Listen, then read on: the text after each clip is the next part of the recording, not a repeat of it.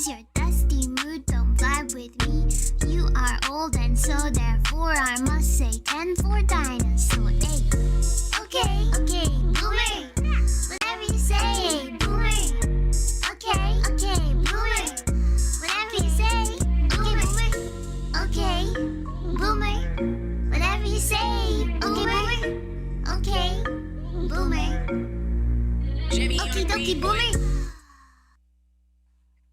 Damn, that intro was so long, I forgot what I was doing. I did too, and I got a copyright warning. They were going to take us down, so I had to stop it before it was finished. Oh. Yeah, that was kind of weird. Which one?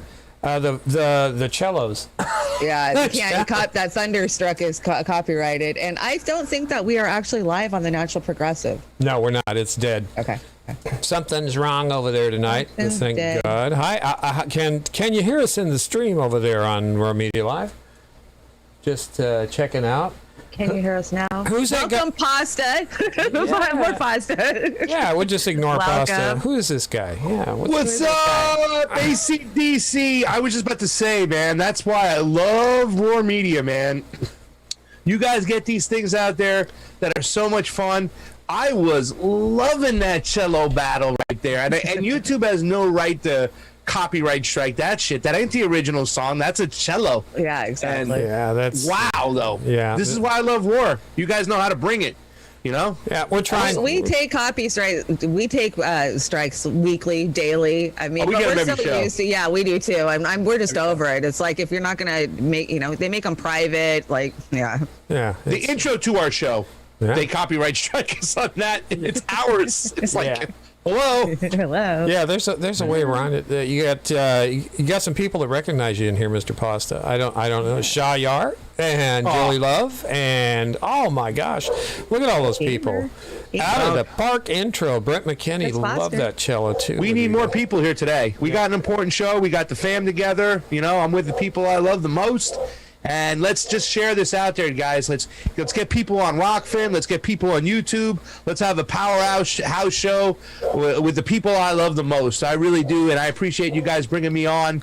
Just coming back from Phoenix. I mean, you guys are just amazing. Thank you. We love you too, Pasta. Yeah, you did you guys did such an amazing job this weekend. But do you know how special you are? Because you're the only person we allow to guest on Beauty and the Boomer ever. Because normally that's just kind of our eclectic show, So I hope you feel as welcome as possible. You feel special there, Pasta? We got a special Well, Oz told me the other day, Chanda, that the only reason why I'm on him is I'm the only older one old enough to come on Beauty and the Boomer because I'm near a boomer. And I thought it was just because of my age. And now you're telling me it's my personality or my looks. Your personality, yeah. Right. I think you can hang with this stuff, A lot of people don't know how to take us, We do politics, but we try to make it funny. We do crazy shit. Look at Oz's hair. I mean, people don't know how to take us. Yeah, somebody. No. Yeah, what the hell? You guys are the best kept secret out there right now. You guys, I don't just say this because I love you guys and we built a friendship. When Oz and I talk, and we talk quite often, we always say how we're almost sharing the same ideology and mentality. It's like when you say stuff and I watch your show and I'm like, damn, that's how I feel, and vice versa. So I think it's just great minds collaborating with each other and minds that are fearless out there, because you guys have really, ever since I started watching you guys don't show any signs of fear whatsoever. You say what's on your mind, you say the right thing, and that's what we try to do too as well. So thank you. It's awesome, and I'm honored that I am the special guest on Beauty and the Boomer, but I also think it's because I'm close to being a boomer that also helps as well. What are you, about 42, right, Pasta? Yeah, right. Yeah, sure. I'll take it. Yeah, that's good. That's good. I'm 29. Yeah. 29. Yeah. Well, Chanda, why don't you guide us through this after I mention a few of our folks on Rockfin? We got Sirius over there, a Dingo, Brett McKinney. What's going on, man? Anna Maris. There's a Convo Couch person over there. Who might that be? Yeah, right on. There we go. Anna Maris just dropped a Super Ray over there. Yeah. Double frack holes, save the menthol. Double frack holes, save the menthol. Yeah, well, I told my sister and she didn't believe it. She's one of these ones that believes it. Yeah, nobody believes it. She goes, why is he going to do that? I said to piss you off because I'm tired of hearing the going to sleep blue MAGA crap coming from her. So, that's just the way it is. So I'm happy about that. What do we got going on tonight here, Chanda? We got a hell of a funny deck lined up for you guys with a lot of interesting stories that we came across. And we're going to check in live on that rocket from China that's going to drop anywhere in the next few hours in the world. We don't know where it's going to land. My backyard, please. Yeah. My backyard. What else? So we got a lot of good stuff. Yeah, so out of the gate, we're going to give Pasta some time here in a little bit to talk about the election rigging. Yes. God, your guys' interviews were so awesome. Yeah, they were terrific. But let's get going on the show here. What's this first up here? What do you got here? Oh, Biden wants to criminalize drugs. Okay, good. Let's throw the lever and check it out. Joe Biden has banned menthol. I don't know if you know that. I'm not kidding. So Joe Biden, remember, elect him and then we'll push him left. Remember Joe Biden? Will Democrats keep their promise to decriminalize marijuana? President Biden said during his campaign that he would reschedule the drug so it's not illegal. That's from February 1st, 2021, right there. Guess what? Biden then asked White House staffers to resign over past marijuana use. That's from March. So right now we're thinking he's going to decriminalize marijuana, and then he starts kicking people out of his administration for using it. Isn't that amazing? Where's the cut, Chanda? I think that's kind There's of no amazing. cut on it? Nope. It's a beautiful snapshot, and there are many, by the way, but it is one of many Just beautiful cut it when you snapshots feel it's good. on the campaign trail. All right. After you get elected, on the campaign trail after you get elected. And then, so not only is he doing this and not legalizing marijuana, but he then announced that it intends to ban menthol cigarettes and flavored cigars.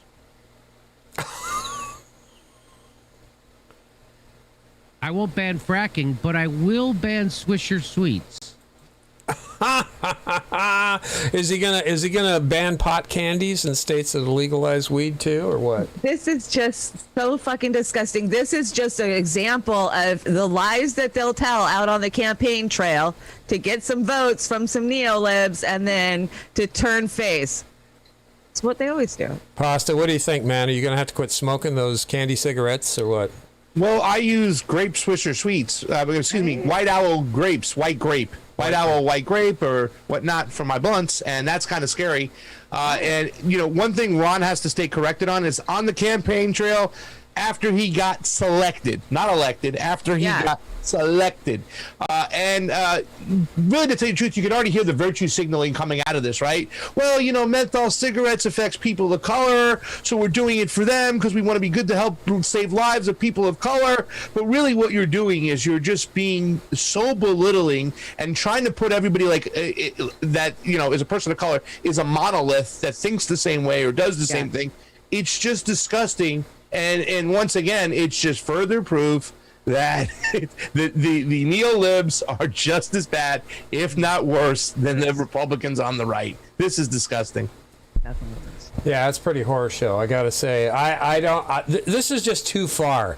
I mean, it's beyond the pale. And if this is what they voted him in for, well, then you get what you deserve. What do you have Schmeagle doing here? No criticizing Biden. Biden is the precious. The precious. Well, my sister's not going to consider him precious because she's a chain smoker menthol. So that's not going to. Yeah, me too. That's not going to go very well. I think this reface is brilliant. You put that my body on that bee. I think it's very nice. What is this about? Is Bayer Monsanto killing more bees, or what's going on? No, they're training bees to detect COVID. They don't need to do that. They've got those little nano bees that they've got now that they can make fly around. So anyway, let's throw the liver on this one. This is a great story, I bet. Welcome. It's time for The World Now, bringing you some of the most interesting news from around the globe. I'm Jiang. Scientists have come up with an unusual way to detect the coronavirus using bees. Bees are about to get buzzier as they're getting trained to sniff out COVID-19. Oh, shit. Dutch researchers are utilizing the insect's acute sense of smell to identify infected samples. We present coronavirus positive and coronavirus negative samples. And after presenting a positive sample, we always present sugar water afterwards. He added that bees can be trained quickly, shown by the way they extend their straw-like tongue after being presented a positive sample to drink the sugar water reward. Researchers also say that this method is cheap and could help countries where test kits are scarce. Some insects, including moths, bees, and wasps, are usually used to detect explosives. So now they want to enslave the bees and, get them hooked on freaking high fructose corn syrup. I think Alfred Hitchcock's getting a hard-on in his grave, because can you imagine training those bees? Oh, they got COVID. Let's sting them to death, Pasta shaking his head. 5 words. Okay. We live in a cartoon. Yeah, we do. We live in a cartoon. We do. This is friggin' ridiculous. Crazy. Yeah, I don't have. Who invented that? Or who came up with that live in a cartoon first? Do you know, Pasta? Steve Poikonen, probably. Steve? Yeah, I know Jimmy uses it quite a bit too. So that's kudos to the inventor, Steve. Great job. And Chanda brought her evil stepsister Maria Bartiromo Okay, here. I didn't want to bring this, or bring her, I should say. But the problem is the liberal left media isn't talking about what she's talking about, and that's the new jobs report that just dropped. Just kind of tells the story that Biden's full of shit. He's not creating jobs. Oh, okay. Well, let's see how they're inflating the numbers this time. Officials here are taking some time to digest this disappointing jobs report. We still do not have any reaction from anybody at the White House or on the president's economic team, but we do expect to see him on camera talking about the April jobs report in pre-planned remarks within the next couple of hours. So stay tuned for that. Okay, Peter, if that changes, give us a ring. I will. Now to Maria, good morning to you. I was watching a moment ago over on Fox Business. Go ahead and size it up for us. What do you think on your early impression of this number, Maria? Well, look, I think it's a fair question to ask whether or not this was self-inflicted, given the massive amount of money that we are expecting to hit the economy and how much money has already hit the economy. Look at the front page of the Wall Street Journal today. Businesses are having a hard time getting people back to work. And we are throwing unemployment benefits, $300 checks, and the like to people at home. They don't really feel an urgency to get back to the office. Oh, so that's Jesus one thing. Christ. There's Yeah, some right. Jesus. here that economists say could make this number a bit fluky, but I don't think there's any question that this economy is doing well right now. Fox News barf. Yeah, gamer. Right. But there is some points in there. There is some poignant points. There is. And, the point is yes, we have dumped a shit ton of money into the economy. That's going to cause inflation. I think we're all seeing that, especially at the gas pumps. But the reason that people aren't going back to work isn't because they have a big, fat, healthy unemployment check. A lot of people didn't even qualify for fucking unemployment that lost their jobs.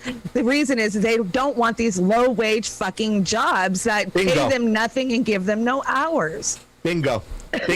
Ditto, and that's it, really, to tell you the truth. And listen, I have no problem with people bringing on Maria Bartiromo, a fellow paisan. But, I'm not going to agree with everything she says, but she does have a big following and a big audience, and she does hit some things on the head sometimes. The reason why people are sitting back home and accepting these checks is because we really have a terrible job market out there. We do not have good paying jobs. And every single time you see this now, when kids get out of college, 4-year degree, 6-year degree, to go get a job, it says, all right, we're going to pay you $12 an hour with no benefits. I mean, hello, that is part of the problem. So we shouldn't be saying, people are just staying home and lazy. They don't want to go back out and help the economy because they would rather collect their check at home. But why? Because the jobs aren't paying right, and they're not paying we don't have good paying jobs. So if you want to get people out there, pay some good jobs. But it's going to be an issue as we come forward. Once they do start cutting these checks off and the federal assistance is gone, what's going to happen? Are we going to be forced to be going back to take any old jobs, a shittier market that we had even pre-COVID?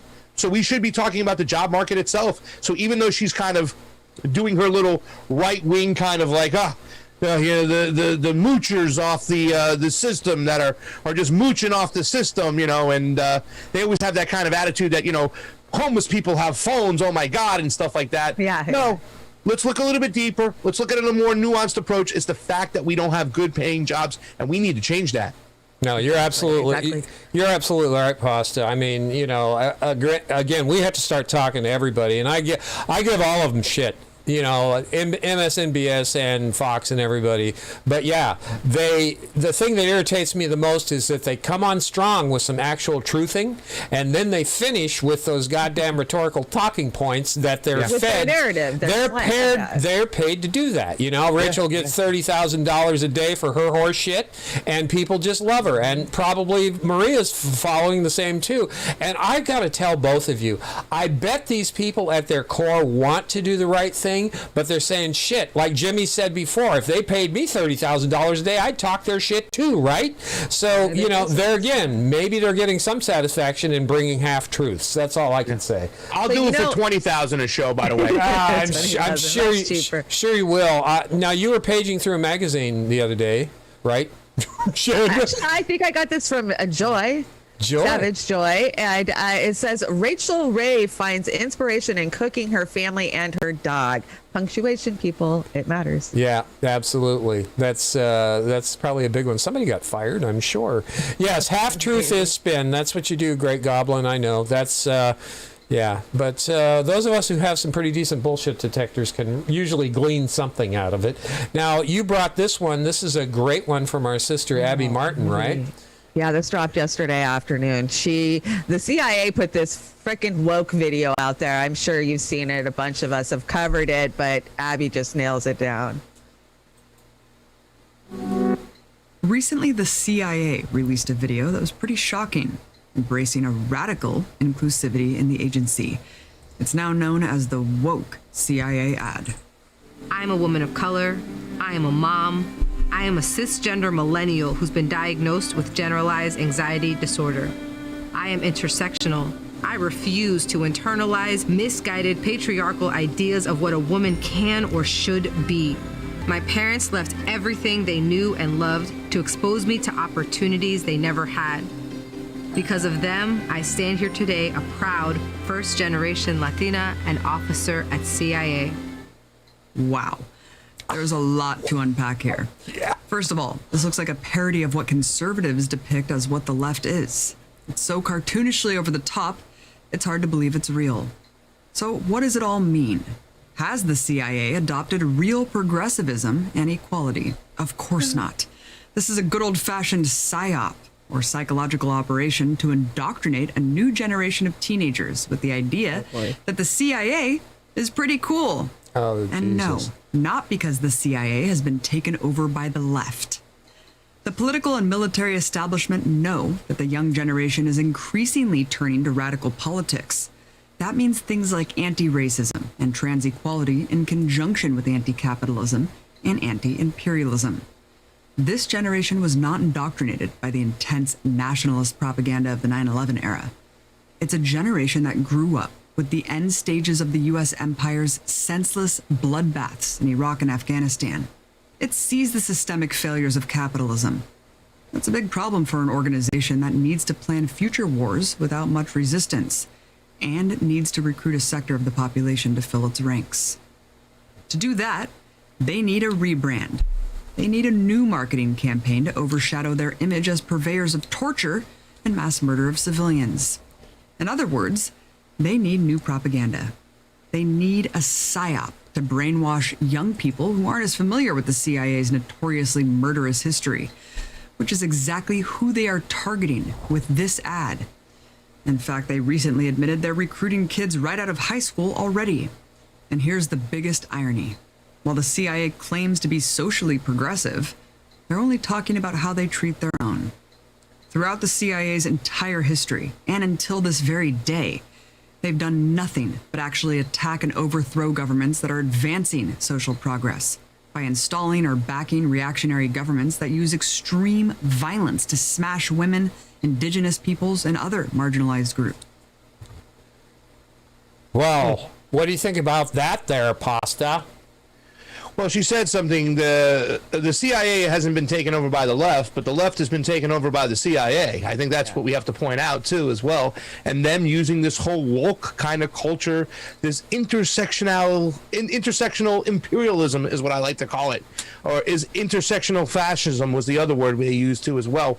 But yeah, I mean, this is kind of crazy that they're doing this. We went over this video last week, and the sad thing is that a lot of progressives are buying into it, and that's why I think the whole Trump kind of scenario, what we witnessed, was a big. Sometimes I think it was a big CIA op, because people had TDS so much and they would wag their finger and think he was so awful that they would actually justify and buy into the deep state and the FBI and the CIA and say, you know, hey, look at this, he's awful, whatnot, and buy these lines. And now they're just further completing the whole process of getting the woke culture into people.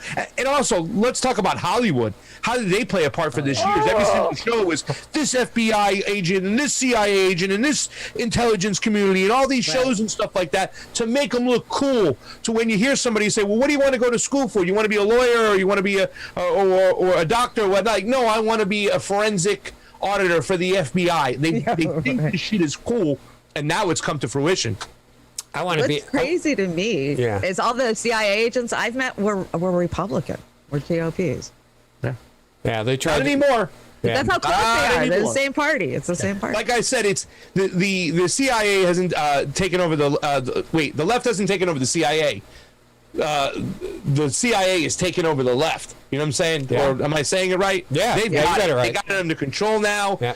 It's run by the intelligence apparatus. They have so much that their media constantly has FBI or CIA people on there to discuss their point of views without any pushback whatsoever. So their op is come into play. I do want to point out too, Oz, as well, that however this is some great work, Abby Martin has kind of also still been justifying Biden's move to pull the troops by 9/11. And I think there's been a movement by some of the people in the independent left that supported that Biden over Trump kind of mentality, still trying to justify their means as far as what Biden's doing in Afghanistan, and it ain't working. Now, is Abby trying to kowtow to him? So, well, they're still saying if it gets done, this is a big move for Biden. If they get out of Afghanistan, well, number one, they were supposed to be out by May 1st. Yeah. Number two, all they're doing is privatizing the whole war. Everybody should know that. And I saw Abby do a video talking about that. I'm pretty sure. Huh. I'm shocked to hear that she did that. But Yeah. you're right. You're right. So many have actually bought into the Trump bad syndrome, and they're putting up with Biden's bullshit right down the line. And Biden is worse than Trump. And if you push for Biden over Trump, like Aaron Matei did, and like if some of these people did, you were wrong. Especially when you look at foreign policy, especially when you look at civil liberties, and especially if you look at elections. They are worse, and they're actually covering up the bullshit. And by the way, how come we're not talking about Epstein anymore? How come? Right. How come? How come? Absolutely. And this is, I want to commend you and Combo Couch for, stepping up and saying how you really feel, because the field out there, that is a lot of our friends in left social media are making mistakes. We are not perfect, and that we need our sisters and brothers to point these things out and have the conversation with us. We're not punching left. We are asking for the discussion and point out where we're wrong, where we're right, what can we work together on. So I just want to say on this clip, back in 1977, when this old guy graduated, they had a thing called Armed Services Day, and they had an assembly, and that's when they suckered my brother into joining the Armed Services, but that we weren't doing wartime things then. Now, I can only imagine what they're doing now as far as recruitment, and I assume the CIA is trying to recruit mostly out of college, would you say? Or They just said high school. High school. Yeah, that really stuck out. So again, this is rough stuff for me, and I'm sure everybody else. Let's move it along here. We had a great debate the other day. there was a panel Vanguard hosted Ryan Grimm, friend of the show, and Ryan, no, definitely not. He doesn't like Oz either. But no, this was a great debate, and in my opinion, Ryan Knight slaughtered Ryan Grimm, and that was really nice to watch. But you guys watch and let me know what you think. Time, and so into that vacuum came Force the Vote, and so I don't blame Force the Vote for that. They're trying to figure out something to do in this crisis moment that we're in. Is he shaking? I just didn't particularly think that it was that smart. I was actually surprised the Adderall at okay, how visceral on the other side the reaction to that was. I'm like, guys, I'm just telling you like what I know about parliamentary procedure. Here's why all of the people that are doing the work around this. Here's why the people who are in Congress don't think that this particular tactic is a good idea. And I would like to just jump in for a second, because this is one thing that I hear that a lot. It's like, why have the vote if the vote's going to fail? But that's like saying why should you fight if you're just going to lose? And it's like the whole point of fighting isn't necessarily if you're going to win or lose. It's to, and here's the bigger picture here is a lot of Americans don't know that just like the Republican Party has been corrupted by corporate money, the Democratic Party is also corrupted by corporate money. And the reason that we don't have Medicare for all is because both parties are owned by the giant insurance companies, right? It's the same reason we don't have a Green New Deal because both parties are owned by big oil. And it's the same reason the endless wars continue because both parties are owned by the military industrial complex. So for me, Force the Vote was a tool and having this, having the Democratic Party that claims it's the party of healthcare during a pandemic, put them on the record. You can't heal what you don't reveal.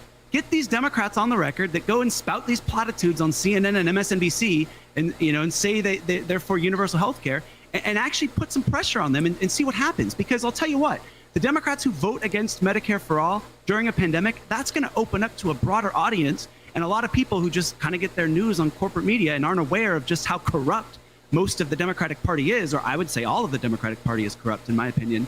And so that, for me, is what Force the Vote was about. And the final thing I'll say is, what's the point of having power if you're not going to use your power?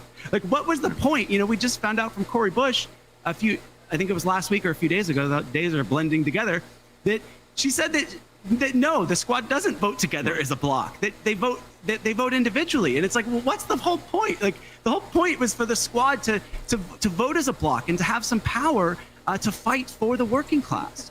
And if they're not even going to vote as a block and use their power for the people, then what's the point? Like, and that gets to the bigger question: what is the point of Justice Democrats, of DSA, if they're not even going to hold these politicians accountable? And he's like a bobblehead. Ryan, people Jesus like Christ! You are reporting. His head's going up and down. Bobble. You should be holding politicians accountable, not dunking on podcasters who are trying to hold politicians accountable. Like, this is your job.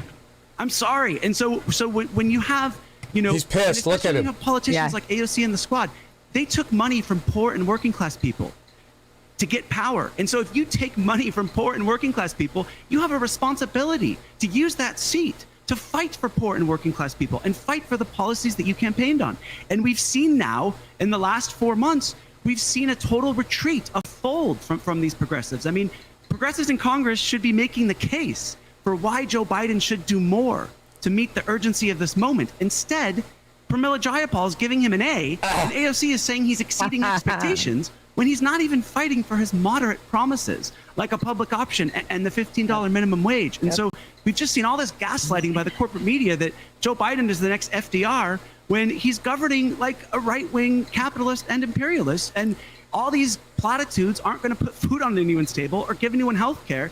And I think a lot of people on the left are like, why should we keep supporting this party that's not representing us and not fighting for us? And I think it's a very fair argument to make. And Ryan, I think he made a pretty good case. We're not going to hear Ryan's comeback. No, we're not going to hear Ryan's comeback. And I got to say, the reason why we're not going to hear Ryan's comeback is that Jimmy has pointed this out time and time again, is that, if it's bad, it's bad. Oh, never mind. It makes your cock fall off. Here we go. Let's hear what Jimmy's got to say about Ryan Grimm. I agree. You should watch him. He goes on Rising with Crystal Ball and Sagar all the time.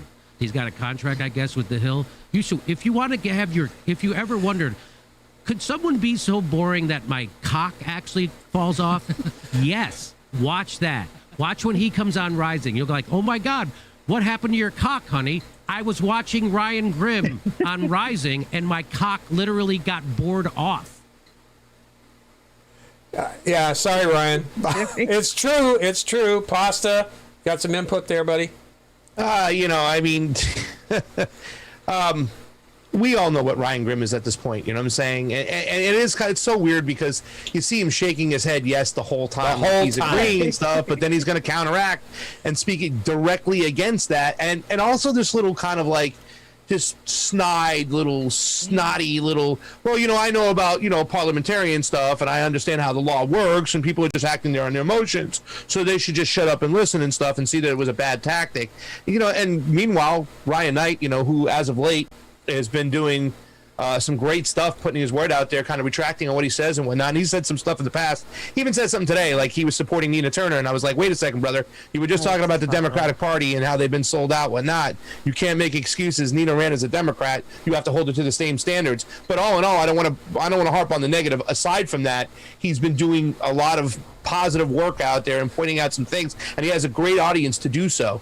So, I mean, I'm really glad he went on there and did that. And this is the thing you have to ask yourself at this point. Any kind of establishment Democrat or Democrat that carries water for the establishment, how can they continue to even put up an argument? Because there's so much on the losing side. If you can't get Medicare for all in the middle of a pandemic, you know what I'm saying, you're never going to get it. So how do you defend that position? You can't. And these guys constantly get their foot stuck in their mouths because they're trying to defend a losing position that is so watered down right now that when they speak, it's just like you don't even pay attention to it anymore. No, you're right. And then the Nina is very...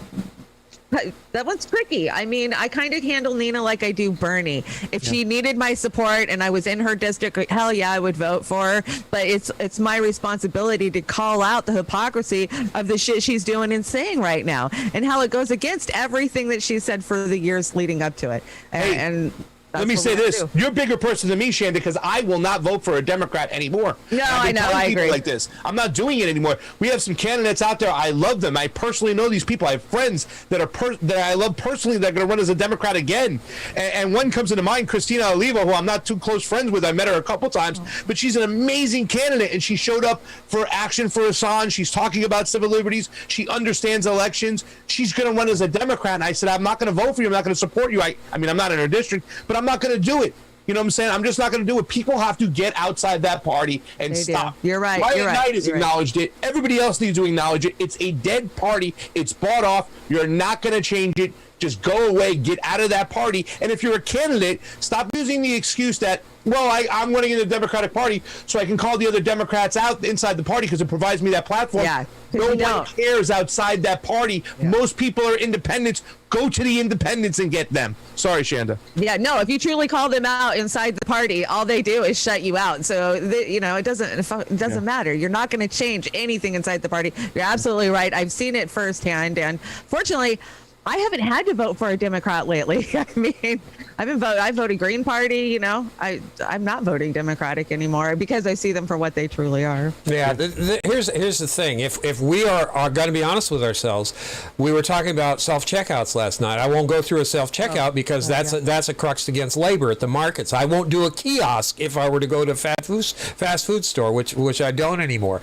I mean, the hypocrisy in voting for the Democratic Party just because they're the lesser of the two evils or whatever. My vote stands, number one, with Medicare for all. If you do not support Medicare for all and are not going to vociferously advocate for Medicare for all, especially during time of pandemic, regardless of being a time of pandemic, you're not going to get my goddamn vote. I don't care what's behind your name. That's it. I'm done. I mean, fool me once. Look at Pramila Jayapal in Washington State. We all had her back, and she just put a spear through our backs.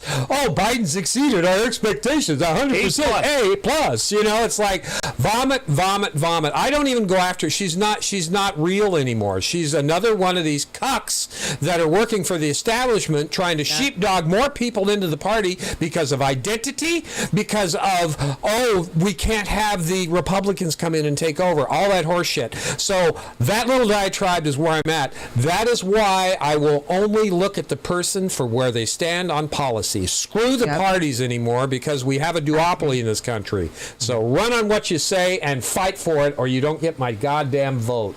That's it. Simple. And they're even caving on meeting, the Republicans halfway. And I know you guys will probably give me shit for this. I'm for Medicare for all. I believe we should have that system whatsoever. But if somebody said, hey, we'll give you the public option, at least meet you halfway there, I'd say take it. Now, there's a lot of... I would too. There's a lot of problems behind that. And Fiorella yells at me, she goes, Pasta, they get the public option, they run it like shit, then they'll say they'll never give us health care for all. That's true. There's that going into play and stuff like that. But at least it's meeting halfway there. He talked about the public option, and he completely abandoned it as soon as he got in office. No, it was a They all do. Hillary Clinton did in the 90s. Same thing, yeah. I mean, Pelosi did. All of them did that. And I understand your position, Pasta. I truly do.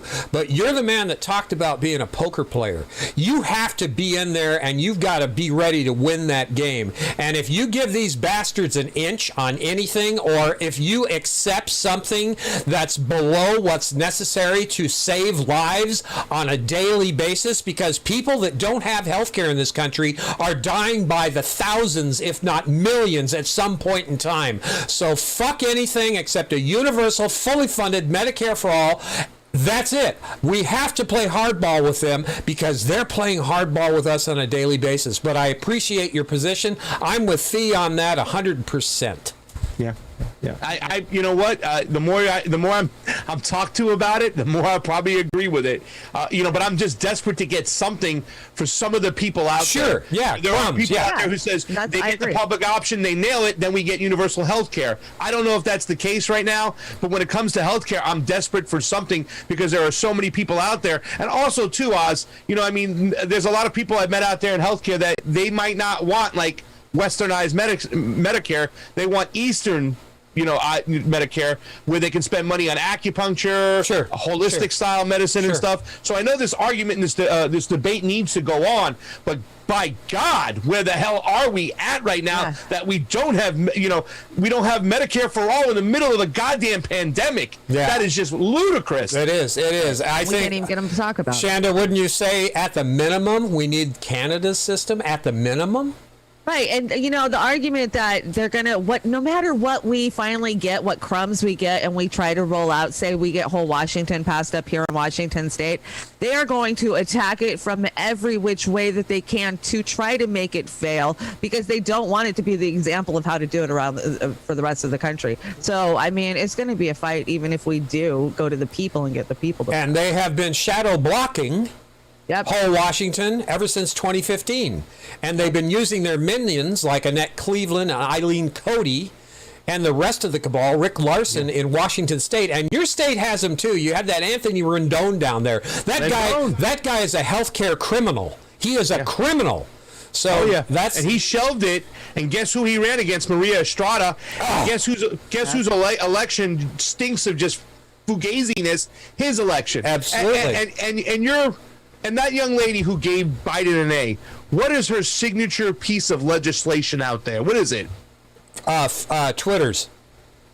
Twitter champion. Yeah, exactly. She's a Twitter champion, just like her co-star. Just like her signature piece of legislation has been thrown in the trash, and she gives the president an A. That's it. That's it. Exactly. I mean, and she wouldn't even bring it to her committee for a vote. Is that right, Chanda? She wouldn't even bring it up? No, she wouldn't. Yeah, she wouldn't bring it up because she was afraid she was going to get smacked down. If we don't have the power to bring it anyway and shove it in their mouth and tell them you better take it or we're walking. That's what they need to do. And Sarah Smith, that's when I met Sarah tell you guys, when I went up there to support her, she endorsed Adam Smith, the warmonger, the military-industrial complex, hand over fist, and she freaking endorses him. That was the sign right there. I was like, no. Well, you know what? I used to know a lot. I still know a lot about people in this movement, and I never opened my mouth, but, you know, I should have, because I never trusted Sarah Smith from the freaking get-go. That's why I didn't work on her campaign, you know? I don't go tear these people down just because I don't agree with some of their stuff, but I just get a gut feeling. And when I get a gut feeling that somebody will sell us out and that they're doing this for ego and narcissistic reasons, that's what I get. And I see it all the time in this movement. Yeah, Pasta. Chanda is my divining rod forever. I mean, I'm bad person. I am good, but she is excellent. So anyway, I guess we should move along. Is there anything falling on your house yet, Pasta? I'm trying to figure out where it is. I see talk of Florida. I've got a live feed. Florida. Oh, cool. Yeah. I don't even know what's going on. Tell me. Okay, so a Chinese rocket is falling to the earth right now. So it was scheduled to hit between 7 o'clock and 10 o'clock tonight, Pacific Standard Time. It's circled the earth 3 times now, and they can't project where it's going to go because every time it goes around, the gravity throws it off. So they're tracking it over a multitude of different places. They can't even tell us what continent it's going to hit on yet, but everybody isn't safe from the map. Well, I heard it's zeroing in on Pasadena, California. I thought. Oh my Lord! They got him in the bunker. Yeah. There you go. Thank God I cook. Yeah. Here we go. Let's pull the lever and see what this goes. It started with the launch of a massive Chinese rocket. This morning, that 9-story tall, 20-ton rocket body is out of control. Russia did it. At 18,000 miles per hour, on a path taking it as far south as Australia and as far north as New York. And it could hit anywhere. It's really hard to predict when it's going to come in and exactly where it's going to be. Temperature can change, or solar wind can change. There's all kinds of things that can change. The debris is likely to fall on water, experts say, simply because it covers 70% of Earth's surface. The risk of being hit is small, but it's not zero. And unlike in movies like Armageddon, there are no plans to try to intercept it. We don't have a plan to shoot the rocket down. We're hopeful that it will land in a place where it won't harm anyone. Most of the rocket is expected to burn in the atmosphere, and China is downplaying the risk. But pieces of other Chinese rockets have fallen in populated areas, damaging buildings.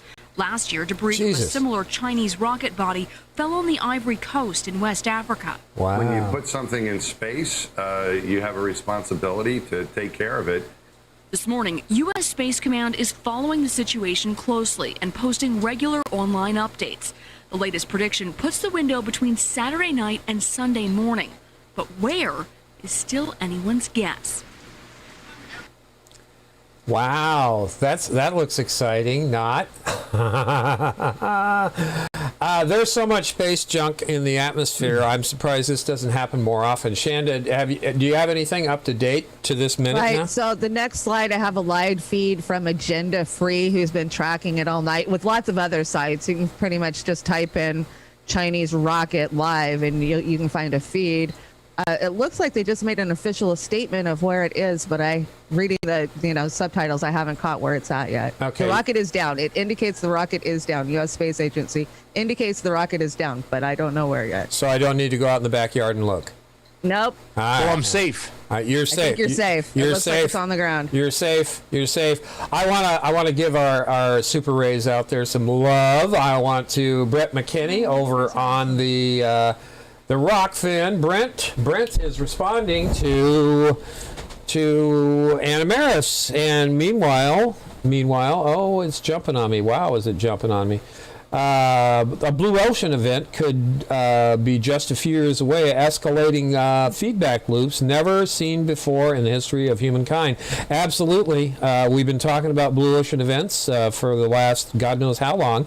Benny Massimo, thank you, Benny Massimo. Oh my God, Walmart has to pay $15 an hour. That should be the minimum wage. The jobs available are in the restaurant and hospitality industries. And Benny Massimo again, thank you, Benny.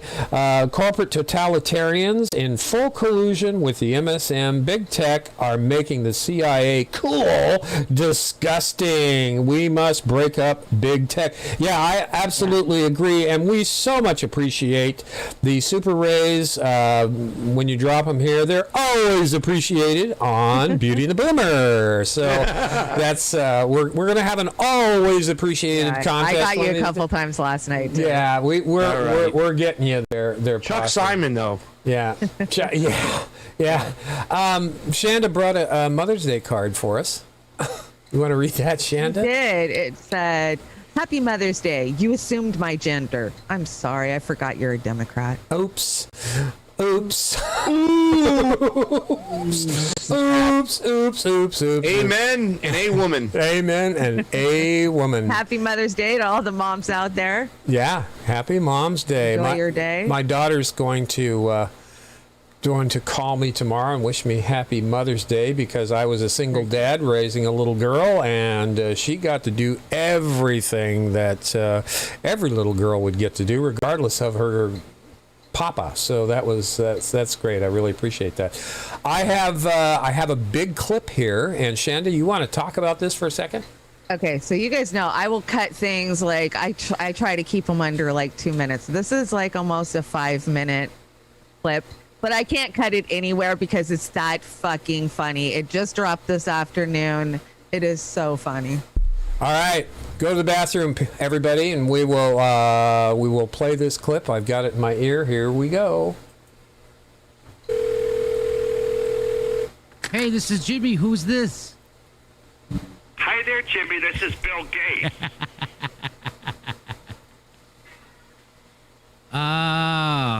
Oh, hi, Bill. Thanks for calling. How you doing?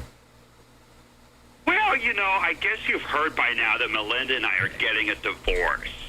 Oh, shit. Yeah. I'm not. I heard that, but I'm very sorry to hear it, though, Bill. Hey, thanks. Yeah, I'm not going to lie. It's a very difficult time for both of us. Even though it's amicable, it's still very painful, and it's difficult not to see it as a failure on some level. Although intellectually, I know that's not a useful way to look at it. But it still really sucks. I am sure that it does. Can I ask what happened? Well, you know, it wasn't really just one thing. We just sort of grew apart, you know. Over time, communication breaks down, the mechanisms to repair it get rusty, and before you know it, you're sleeping in separate mansions and just sort of living separate lives. That is sad. Sleeping in separate mansions. Could there be anything sadder than that? What's next for you, Bill Gates? Well, I've been working on my Tinder profile. I'll probably also do Hinge and Bumble too eventually, but I'll get my feet wet on Tinder. These are extremely interesting platforms, I must say. Oh, really? Yeah?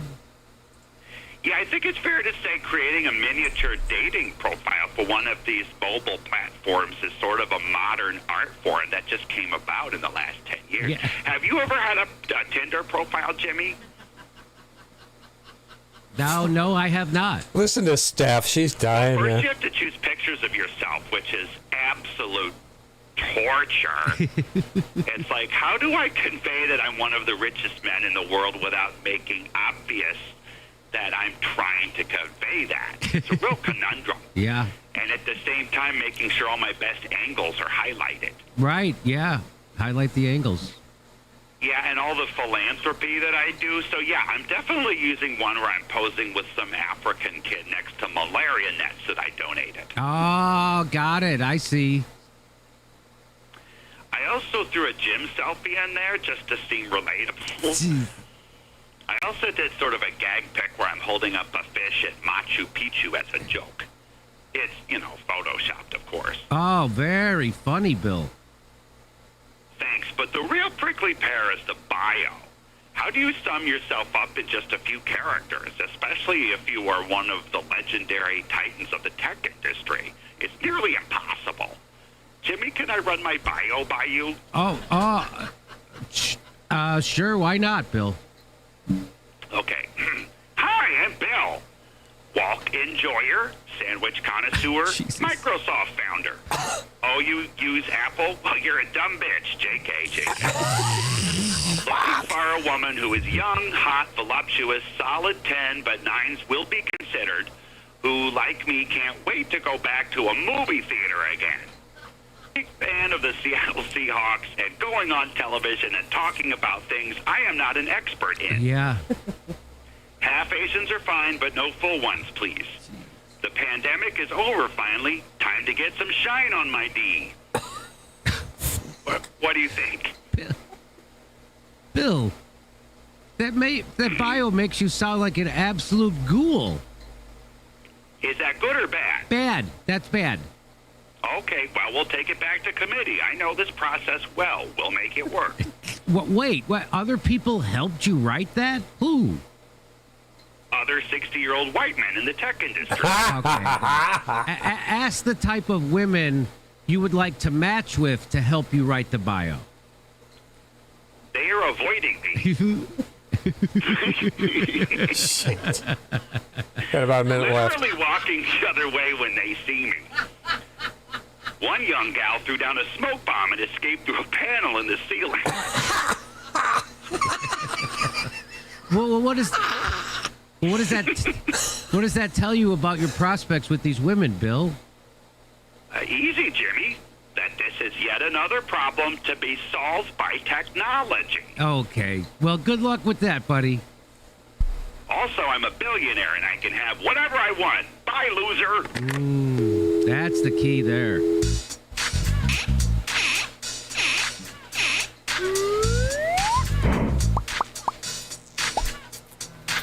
He's great, Mike McRae.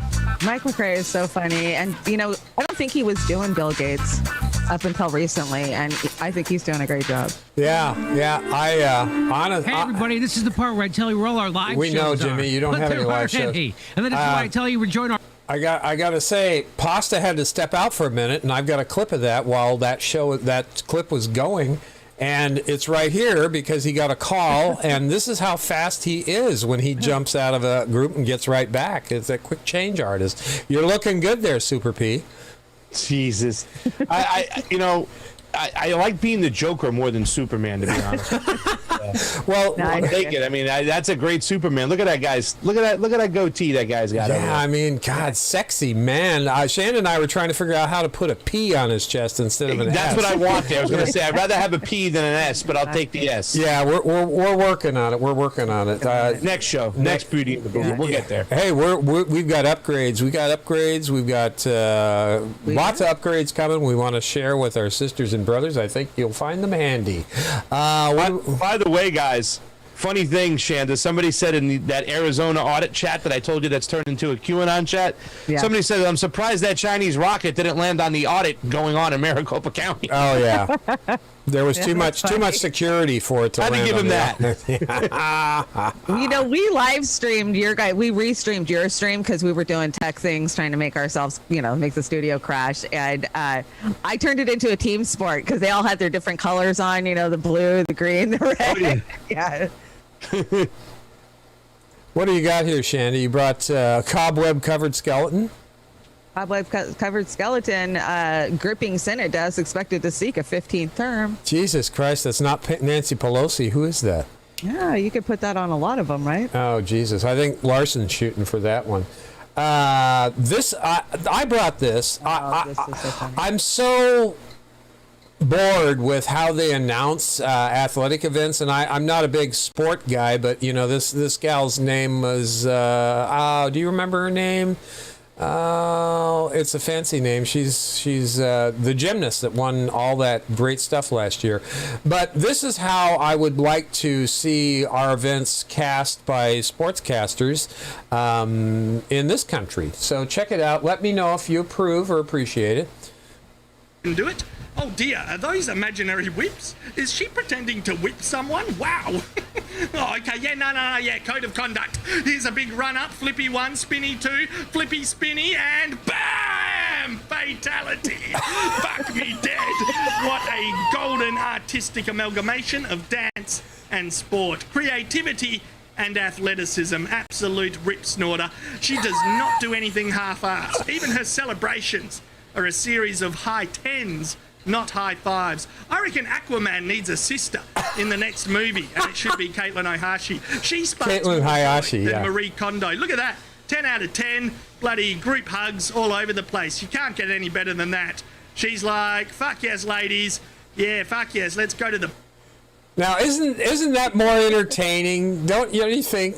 You know, Ozzy Man is the best, dude. I watched his show before. You know, I like when he does like a nature channel with a lion and gazelle and stuff. Oh, yeah, He's yeah. The gazelle says, "Fuck me, I'm out of here." This alligator's got big teeth and I'm running off. You can call me later, mate. You know, yeah, hysterical and stuff. Just something about our Aussie sisters and brothers. They just have a But is that- knack.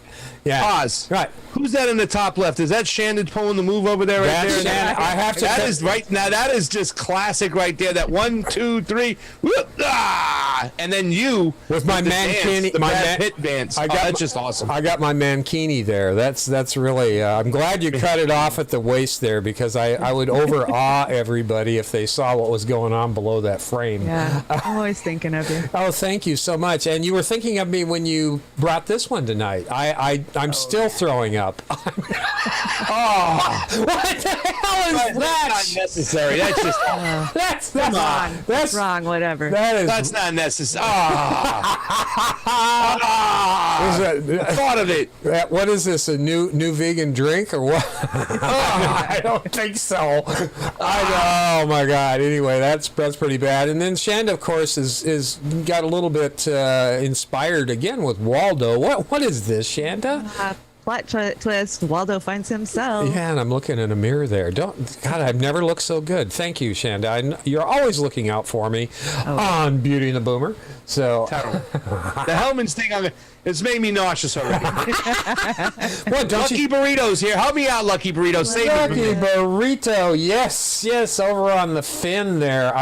Chris Foster, we got a Super Ray. When do we get in Screw You Motherfucker Day? When do I get a Screw You Mother? I think every day's that for me when I get up in the morning. Totally, so yeah, we got Snorkies over there. Jenna Colby, hi Jenna. Anthony. I finally figured out who Anthony is, and Anthony's on Slow News Day all the time, and that's just great. So Anthony Reyes? yeah, Anthony. Awesome. He's also a good friend of Franco's, and he's going to come on our show sooner or later. We love Anthony Reyes. Yeah. By the way, Oz, Chuck Simon left a little Super Ray over there. I don't know if you caught it last time, but I don't want to leave Chuck Simon out. I don't want to leave. I never want to leave anybody out. I appreciate you saying that. You know how it bounces over there. Let me go see if I can see that. Chuck Simon, tips only. You know how this thing works. Chuck, Nina Turner will fail us. Great to see Pasta. Great to see the stream up and running. Roar Media, we need more. Right. Kashama Sawants. Yes, we do. Oh, yeah, we Kashama she's our girl. Kashama She's Sawant. everybody's girl. She is She our was girl. my girl for years and years and years. Yeah, Pasta. Well, yeah. Go ahead. We'll be nervous, though, if she takes it to the next level. Her foreign policy, though, has to. She hasn't talked a lot about it, but we'll see. That is one area I'm a little concerned. But aside from that, her language and her ideology, and we're going to make a shirt that says "Shama, take it to the mat," because she talks about taking it to the mat, and she also points out if your other elected officials aren't willing to take it to the mat for you, then they're no good. She's awesome, Shama. This is. I'm going to tell you again, everybody out there. This is why Convo Couch is our top love channel, because they are willing to step up no matter who the hell it is and push them on every point that they find there's a little bit sketchy there. So you guys keep doing that wonderful job. You inspire us, all of you. Fee, you, Johnny, Convo Couch rules. Period. Thank you. End Thank of you. story. End of story. What do we got this? Oh, CBS, Chanda. Yeah, so there is major clashes happening in Israel. They are trying to evict Palestinians that have lived in the same properties for 60, 70 years that they were given, and the mainstream media is not covering it hardly at all. Oh, of course not. That's I saw some stuff last night that was making me so enraged that I was have a hard time not twitching in my chair. Breaking news overnight in Israel. Police are bracing for more protests and clashes with Palestinians today after a night of violence in East Jerusalem that left more than 200 people injured. And it comes after weeks of unrest. This morning, the State Department called on both sides to stop the violence. Imtiaz Tayeb is in our Both sides. newsroom with the very latest. Sides, Imtiaz, yeah. good morning. Whatever.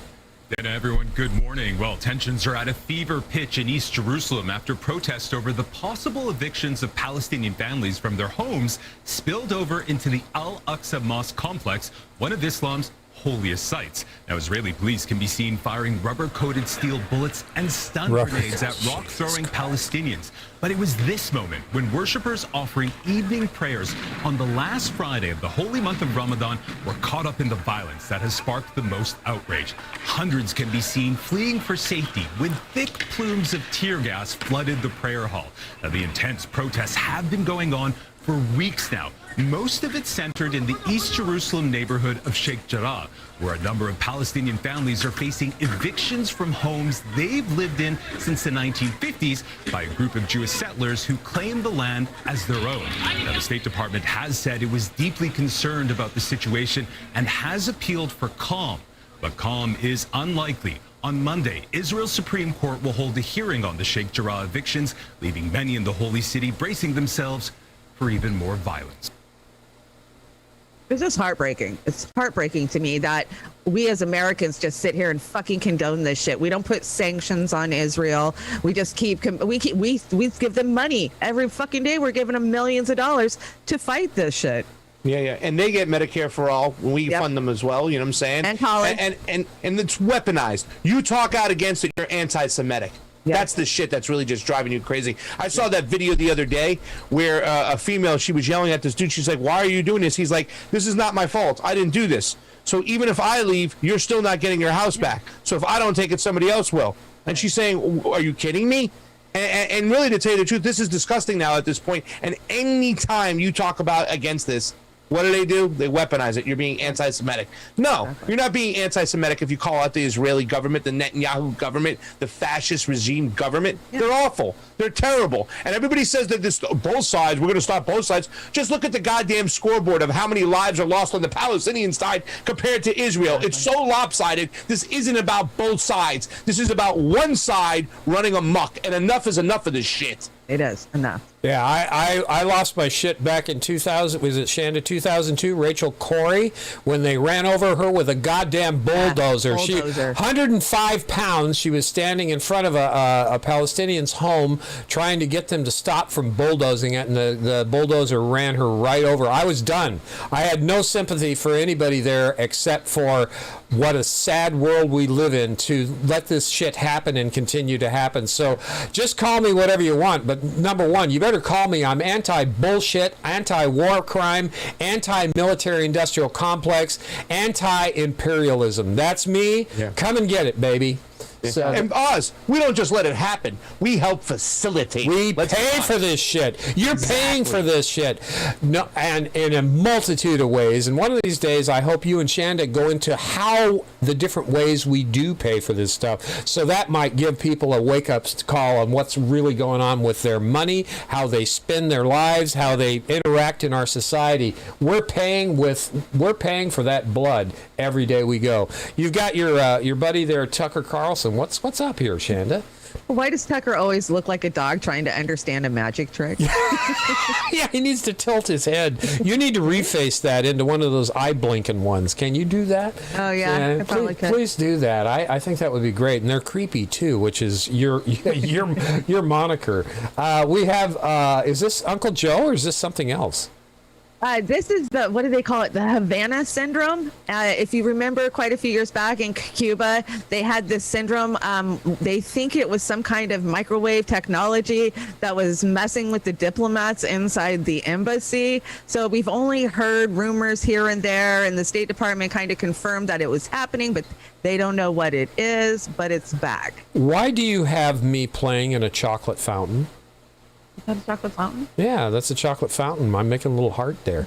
You got a heart thing, though. Ah, I got a heart thing go. It's a chocolate fountain. Okay. Anyway, let's hear this microwave gun that they're using or whatever it is. There have been a number of media reports in recent days on a series of newly reported cases over the past 12 months of Americans experiencing Havana syndrome at home and abroad, including CIA officers, U.S. troops, and U.S. government officials in the Washington area. So a couple questions on this.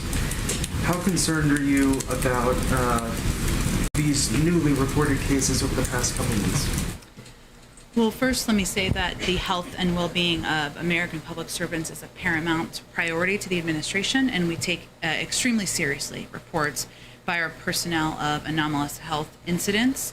Our national security staff is working closely with agencies and departments across the federal government to address unexplained health incidents that some government employees have suffered and to ensure the safety and security of Americans serving around the world. And we are, of course, investigating incidents in which personnel have reported experiencing sensory phenomena such as sound, pressure, or heat concurrent with or followed by physical symptoms such as sudden onset vertigo, nausea, and head or neck pain. At this point, at this moment, we don't know the cause of these incidents, which are both limited in nature and the vast majority of which have been reported overseas. So right now we are working to investigate, taking every report seriously, and our national security team is overseeing that process. Wow, I didn't even know there was such a thing existing. Oh, you didn't know this? Oh gosh, this happened in 2016, and a lot of people pointed to CIA type of freaking op that was happening. But as soon as they got away from the embassy, they got better, the diplomats that we had there. But that now it's happening in other places around the world because it was in Cuba. And to think that we don't have this type of technology, we've had it for many, many years. If you know anything about MK Ultra or any of the programs that they ran 30 and 40 years ago, they have the ability to beam a radio beam right into your head to where you hear it inside your head. They can, I mean, they've been able to do this for a long time. I think this is just something new that we haven't figured out what it is. Well, I knew about that kind of stuff. I didn't hear the term Havana syndrome. But the nice thing about this is now that you will freely sign the disclosure and the release, so they can shoot that beam into your head and you don't even know you did it. So we have to be more aware about what's going on with our ops. We talk about Space Force and all that shit that's going on. They actually are putting nuclear weapons on rockets so they can drop those suckers from wherever they're at. And I think in the whole Iran situation where we eliminated one of their top doctors or whatnot, there was some talk that it could have been done with a laser beam from outer space. So, I mean, there's so many things that the CIA has been doing for so long that we don't even know about, and a lot of people, when you talk about MK Ultra, they go, huh? But, it's full-on blast, mental, psychological warfare from head to toe, and we need to start calling it out for what it is. Okay. Don't forget the chemical warfare, biochemical. Yes, that I think that one's bigger than some of the other ones. So, I mean, just check it out. Well, I mean, let's not get into geoengineering over here. But, my God. Let's not do it, but I know Chanda could probably go cray-cray with that one. Now, Amber and Chanda, what are you going to do? You're going to do a transhuman show, right? Amber and I are actually working on a transhumanist show. Oh, Mike Figueredo. That's so awesome. I so not love him. I know you. I saw you got a little cranky with Mikey this week, so I made me melt my mind today. He was like, oh, we got a guest coming in the green room with us tonight. And I was like, oh, yeah, who? And he's all, Mike Figueredo. I'm like, what?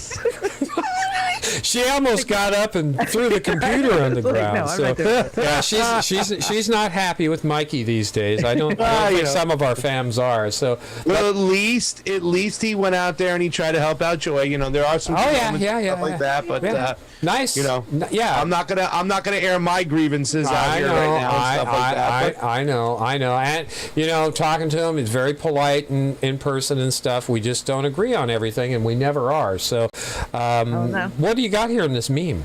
When you try to pronounce the name of your prescriptions but accidentally summon Satan instead. Yeah, I was a pharmacy tech, and that's the look I got from a lot of my customers that came to pick up and pay for their overpriced prescriptions. So yeah, Don't get me started on that. I know. So Chanda. I know, Chanda. And there again, thanks for the cowboy hat there, Chanda. That's really me. So, what do you got I don't here? know what this is. I don't know. I'll kill it if I don't know, if we don't recognize it. Okay. Oh, this is memology. And it's really something hearing those comments from President George W. Bush. I've been thinking to myself this whole time, Al-Qaeda, Osama bin Laden, the Taliban, the people who wanted to do harm to our nation and to our way of life and our democracy, they got nothing on what this Republican Party is doing. Well, yeah, I mean, I suppose that's right.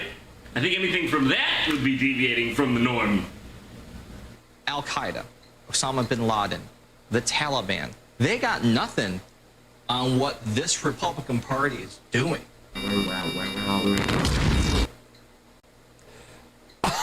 I just put that in there. I don't know what the hell I did, but yeah. I think it was. I don't even understand the context of what that idiot was saying. What the hell is going on over there? He's trying to say that the Republican Party is worse than the Taliban. Yeah, that's what he's trying to say. I mean, this really? It's blue MAGA. I think that's what it was. Oh my God! That was total blue MAGA. I mean, come on, Joanne Reed. Yeah, it's all about making sure that the American people continue to play team sports. Yeah. This guy versus that guy, bad. One of the most proud moments over the weekend was talking to a lot of Republicans who I disagree with on a lot of stuff. Hey. I heard the word China mentioned once from each one of my guests that I was talking to, only once. And, we kind of chuckled, and sometimes the way they look at socialism and whatnot, it's not great and stuff like that. But there are things we agree on. And that kind of mentality that's put out there by the mainstream media, who's the intelligence community, like we say, they're running shit now. They own the media. Yeah. They used to be part of the media. Now they own the media. But it's all about the divide and conquer mentality of saying, oh, my God, the Republican Party, they're worse than the Taliban. They're worse than Al-Qaeda.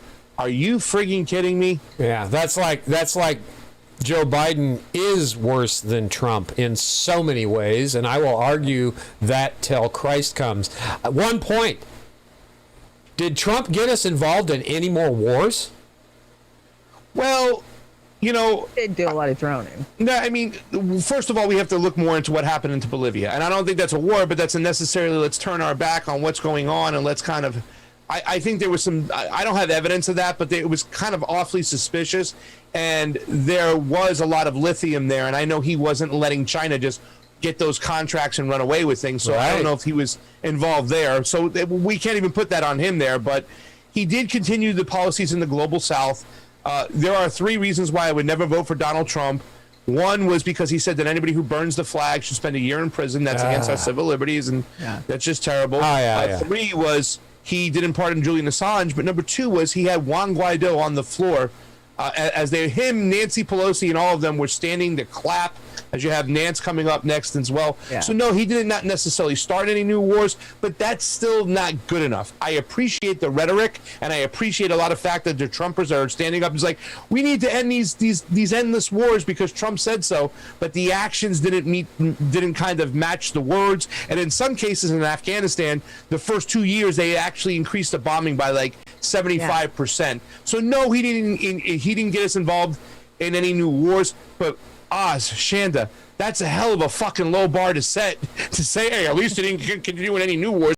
That military budget is still bloated. It's still crazy. We're still dropping bombs. We're still killing people.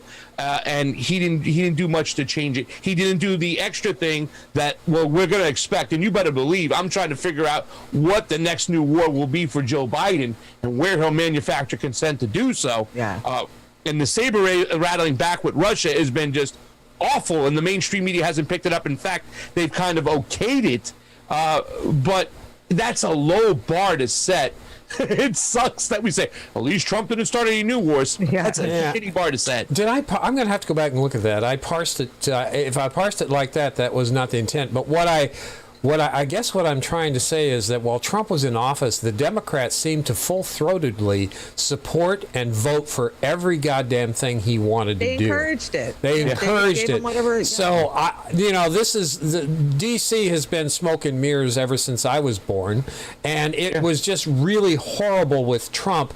And when you mix in the Russiagate horseshit on top of everything else, the hypocrisy and the lies and the gaming of the American public, it's beyond the pale. What's your prediction on going into war and more military investments around the planet, Pasta?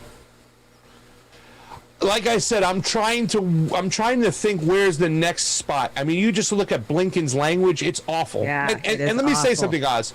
It is a low bar to set, but you're technically right. You are technically right that Trump didn't start as many new wars as Obama did when he spread out the drone warfare now, which people think was okay because it was really kind of like, well, I'm bringing our troops home. My name is Barry, and I'm going to watch out for them. And we're going to just increase our military with drones so our troops aren't in harm's way. Only problem is drones kill a lot more civilians than a human being will. They are awful. And he spread it out through so many countries, Libya, Syria, Honduras, all these other countries in the global south. But, I mean, I'm looking right now. I'm thinking somewhere in Africa we might see something go on. Yeah. We have the water wars that are going on with Ethiopia. Now, Ethiopia built a dam, the Great Renaissance Dam. It was funded. Half the project was funded by the Chinese. Well, if they're controlling that water that's running up the Nile, that's going to be very bad for Egypt. Yep. Egypt is always in the top 3 for weapons we sell to a country. So we do back them. We have a business relationship with them. So I'm looking for somewhere maybe in Africa that we might start another war because, as we know, Sleepy Joe and his rest of his crew, they were okay with Libya and turning it into a slave state, which people still don't talk to this day. Right. So I'm looking in there. And of course, maybe Belarus, Ukraine has gone back to bullshit. Yeah. We got stuff heated up in Ukraine really quickly. And that really flew under the radar. But as soon as Biden got back in, him and Blinken, it's like they were picking up when they left off. They had the regime change in the Ukraine that they pushed. Then all of a sudden they started encouraging Zelensky to send the Western friggin' neo-Nazi regime to the eastern part of Ukraine, which are just the indigenous Russian type of people that speak Russian, and terrorize them when they've already killed 15,000 people in a civil war, and it's now one of the most poorest countries in Europe, in Eastern Europe. Ukraine is now. So I mean, it could be anywhere, but look for. I don't know. Who knows? Shanda, Kashmir keeps me on my toes too. I worry about that relationship between India and China. That they've been fighting over that area for freaking centuries, and something might pop off there because I feel like it's going to be a gang attack when it does happen. I don't see Russia acting alone. I see China buddying up with them, Iran buddying up with them. I brought a report yesterday that said they pulled people around the world at who's the number one threat to democracy, and it's the United States. So we're the bad guys. That's an interesting thing by Chanda over there. She says that, and I think about that often too as well. I think a lot of the relationship between Donald Trump and Narendra Modi was because it was an anti-India, anti-Chinese mentality in India. Right. They've been adversaries for quite some time. Right. So I really have thought about that. Now we kind of changed the situation. And even though that, Biden in the administration, I don't think they're as hawkish or as anti-Chinese as the Trump administration, but that could be an area right over there, you know what I'm saying? Because we seem to be sympathetic to the Pakistani government, even though it's kind of run by the military and it's really funded by, the Saudi prince and that country too as well. So that could be a hot spot. Clinton always pointed it out. So that's a great point by Chanda right there. That might be a spot right there where we see something take place. God, we could do a whole show on this topic easy. There's not enough time in the day. But I will tell you guys, foreign policy. My prediction here is they're going to keep ramping up this Cold War shit. They kicked off with the Russiagate, and they're going to make it so crazy because I don't think the public will tolerate another imperial attack, straight-out attack right now. But I think they're going to put this Cold War... They're going to false flag us and Cold War us up to the point where it's going to have everybody so bugged now because we're all scared to death because we had cray cray, now we got cray cray, and we're going to have more cray cray. So Colombia, Colombia, watch it. They're shooting them from fucking helicopters in Colombia. And Colombia will lead right back into Venezuela. Yep. I think we could almost look at scripture predictions at this point with the way things are going. We could. Yeah, that's not my face on Pelosi. No, that's AOC. Yeah, that's really, that kind of gagged me pretty bad here. But let's get into the United spot and lighten it up a little bit before we get to the last segments of the show here. Again, thank you, Pasta. It's wonderful having you on here, and let's have a little fun here for a second. Are you smarter than a politician? Welcome back to Are You Smarter Than a Politician? Hey, peasants, wow, what a night I had last night. I had a $900 shot of tequila and a $400 piece of chocolate cake. Oh, it was so moist, so good.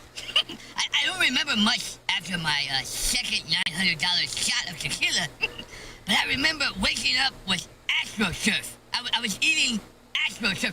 Have you ever eaten AstroTurf? Yes. Well, apparently AstroTurf is a delicacy. You know, when you're rich, you get find out different things.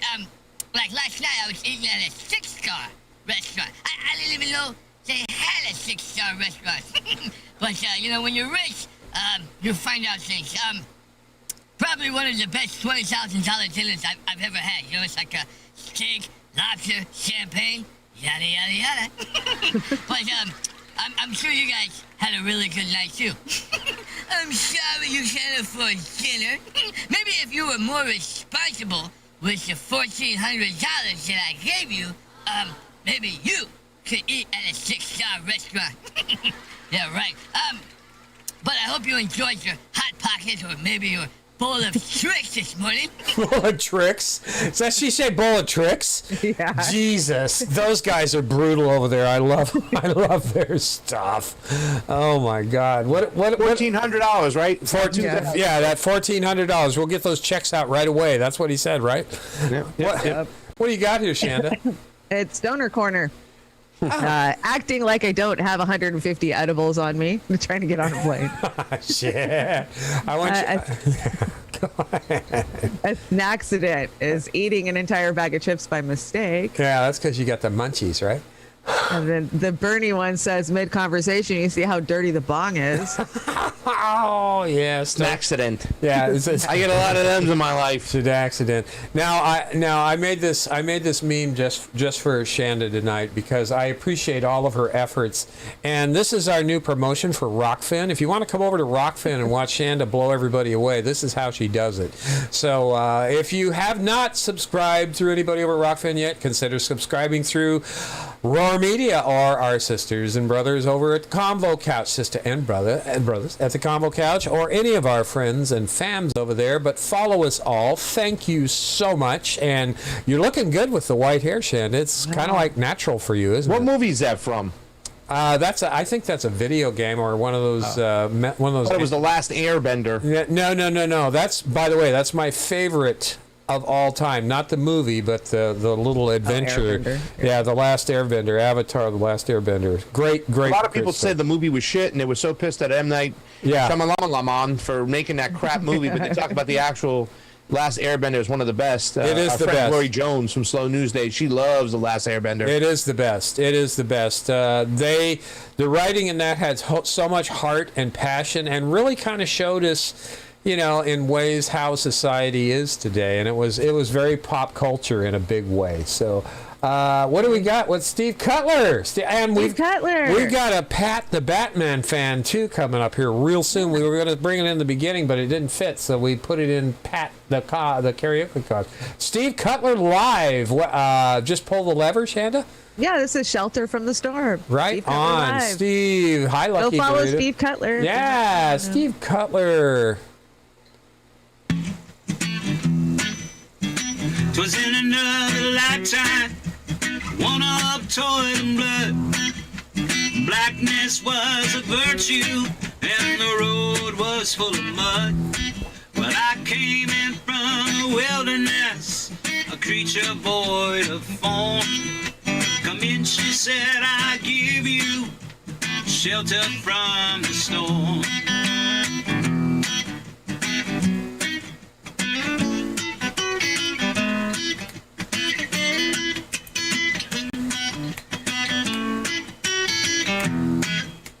If I pass this way again, you can rest assured that I always do my best for her. On that I give my word.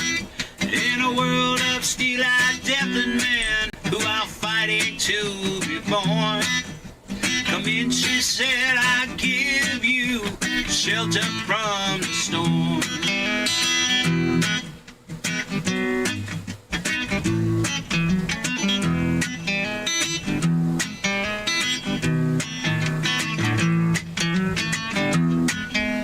Not a word was spoke between us.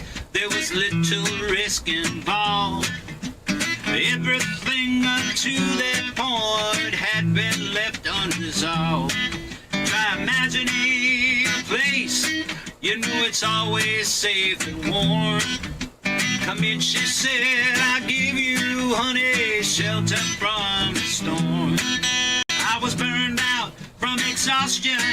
I was buried in the hail, poisoned in the bushes, blown out on the trail, hunted like a crocodile and ravaged in the corn. Come in, she said, I will give you, baby, shelter from the storm. Suddenly I turned around and a girl was standing there, with silver bracelets on her wrists and scarlet begonias in her hair. She walked up to me so gracefully and she took my crown of thorns. Come in, she said, I'll give you, daddy, shelter from the storm.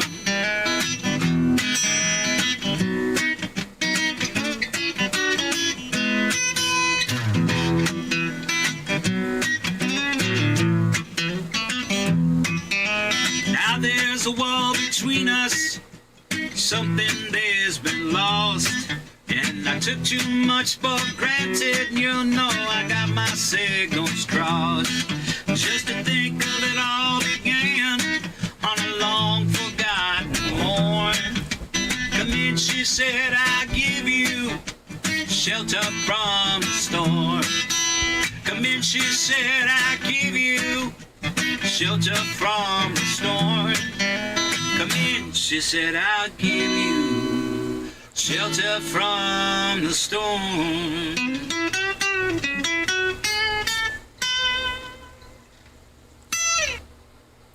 Thank you so much. That was so great. You know, Steve, that makes me feel so good because you remind me that I still have a little humanity in myself, and there is humanity out there. You calm me down. You make me see more clearly.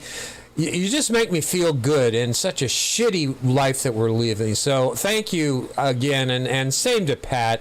These are our own people in our chats. We really appreciate it. If you got the talent you want to share, this is the place to do it. Wouldn't you say, Chanda?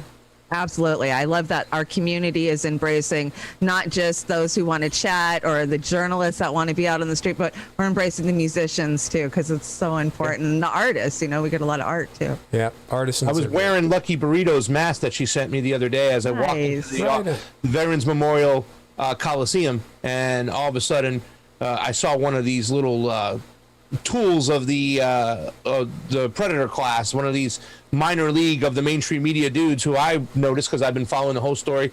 He goes, "Oh man, that's a real cool mask." And I'm like, "Why?" Because it's covering up the freaking smirk I'm looking at my face with you. And he just turned his head right now, and I pulled it down. But I was wearing a Lucky Burrito face mask, and saying it's awesome. And I just want to send my love to Lucky Burrito too, as well. And that's awesome. Thank you. Yeah, it is great. So we have a double header on the dance-off tonight, Chanda. Yeah, if I knew Pasta would stop in by to hang out on Saturday night, I would have included him in the 80s and 90s dance-off. Yeah, you can judge. I can judge. All right. Well, you're in the hot seat, man. So we have an 80s dance-off between Chanda and myself. So we're going to give you a good look at that. We'll get my down there. This was left over from our crashed Beauty and the Boomer last week, but it was so good. Yeah, it was good. Now that's Madonna's on the right, and that's Jean-Claude Van Damme. Yeah, I know. I was Jean-Claude Van Damme. You need to brush your teeth, is what we used to say in high school. Jean-Claude What movie's that? What he's dancing in? I don't remember what movie it is, but it's supposed to be Jean-Claude Oz. Yeah, all the names sound alike to me. What Madonna song is that?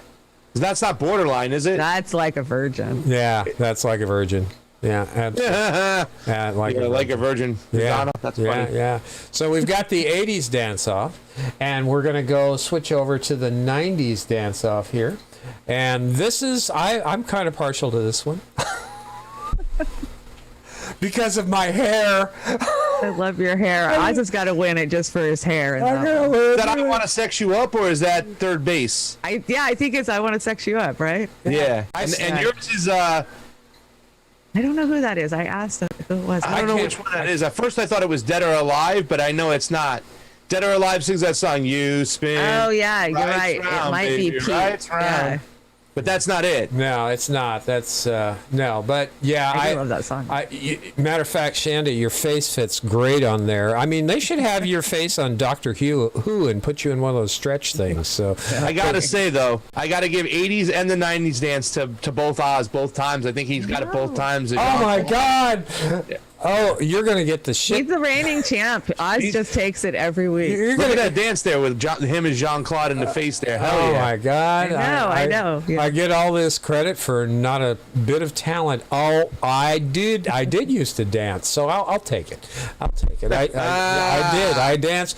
I was at you were in Phoenix. I was at the Point Tapatio with my girlfriend at the time. It was a Saturday night at 10:30 at night. We had a standing ovation in the round at the Point Tapatio. That was one of the fanciest places in Phoenix, and it was 1980 something. I think it was 84, 83, and we had a standing ovation. It was great. We did one of those frickin' Dirty Dancing things, and it was a lot of fun. So anyway, thank you for that, Chanda. You can beat the shit out of Pasta in the green room when we get out of here. So no, all good. Oz always wins. No, Oz doesn't always win. Damn it. Anyway, I'm gonna say damn here with my Hellboy damn. There's Hellboy Oz. So that was Oz last week in the studio. Yeah, that was me. That was me all week in the studio. I started out slow by crashing the shit out of the Convo couch, and then I moved on to really crashing all of our shows. And here's Chanda. She's a good sport when she loses, especially when she's got to eat those peanut butter and pickle sandwich Twinkies. Gross. So anyway, I feel your pain, Chanda. I feel your pain. Still not as bad as the mayonnaise drink. Yeah, the mayonnaise. That mayonnaise that'll blow. VSTAM's Chanda 80s and Oz 90s. I think we got some consensus there. So we did get some okay. I'll take that. I did win 80s. You won the 90s. Okay, there we go. That's good. So anyway, we've got a short, maybe a little. Yeah, it's pretty short. Hollywood segment. Hollywood, and we're gonna start off with what? Brittany. Is that what we're saying? Yeah. So if you've been following me, I've been reporting on Britney's conservatorship and how she's been locked in it for 11 years. And she hasn't got an actual chance to talk in court in all the hearings that have happened in the last 18 months. And finally, she's going to get the chance to say something. All right, let's hear what she's got to say. Entertainment time. Britney Spears ready to talk about her conservatorship.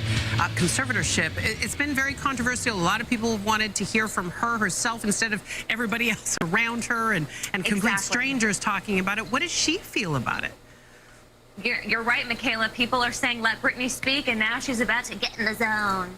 Fans have questioned whether it's been in Britney's best interest to speak, but she's deciding that for herself. A judge here in LA has agreed to let the pop star directly address a court over her longtime conservatorship. Spears has been under this arrangement for the last 13 years, ever since she was hospitalized for psychiatric treatment following a very public breakdown. The arrangement allows a court-appointed advisor, a private financial firm, and her father to control her personal and financial affairs, as well as her career, security, and medical treatment. Spears no longer wants her father to have that control. The conservatorship has been a focus of renewed attention since a documentary about the case was released in February. I watched it 4 times. The hearing is set for June 23rd. I follow Britney very closely on social media, and I'm seeing her TikToks, her Instagram posts, and I just feel if she's able to post about her life, she should be able to speak about her life. So. Yeah, this is still weirds me out. What is she, 30s, 38 or something? 38, I want to say. You know, my point is, I don't care if she's a billionaire, if she's being oppressed, which she obviously is. Her basic human rights have been oppressed for many years. It's time that we have to fight for her. Yeah, it truly. How is her mental state, though? I mean, I'm not. I don't think it's very good. Honestly, I follow her Twitters too, and she just puts a lot of weird fucking videos where she's out there spinning and dancing and talking in her baby voice. But there's a lot of rumor that she doesn't control her social media, so it could be her PR team that's putting her image out there like that. So really, we need to hear Britney speak, and hopefully they'll let us hear what she says in court. Yeah, I think a lot of us are going cray-cray in our own way, and you know, you're right, absolutely. We need to hear the side of that. We have a lot of mentally ill, you know, people that in the world, and we don't take their rights to go to the damn Starbucks away from them. You know? Yeah, I mean, you let Keith Olbermann out in public, and you're going to hold back. You're going to hold back Britney Spears? Are you kidding me? You know, Jesus Christ. I don't understand why it was so hard for her to get a chance to speak in front of a judge. I mean, that's just ridiculous. They just kept denying it, and then they wouldn't even let her have an attorney. She didn't even have her own representation. She's sneaking phone calls to attorneys trying to get somebody to go in there and freaking represent her. When you really look into the Britney Spears case, and I watched Framing Britney, watched the other one that just came out, you really learn that she has tried to communicate, and she's been stopped by this media team that's just making billions of dollars off of her. Yeah. And some folks, they're not into any of this Hollywood crap, but we're actually exposing a lot of it, and we're going to get to that just after we premiere this one from Pat, the Batman fan, and he just did this recently, right, Chanda? Coming in under the wire tonight. Thank you, Pat, for reaching out and sending this to us. All right. Yeah. We appreciate the fresh stuff. Yeah, he does a good job on this kind of stuff. Theme from the television show Love Boat.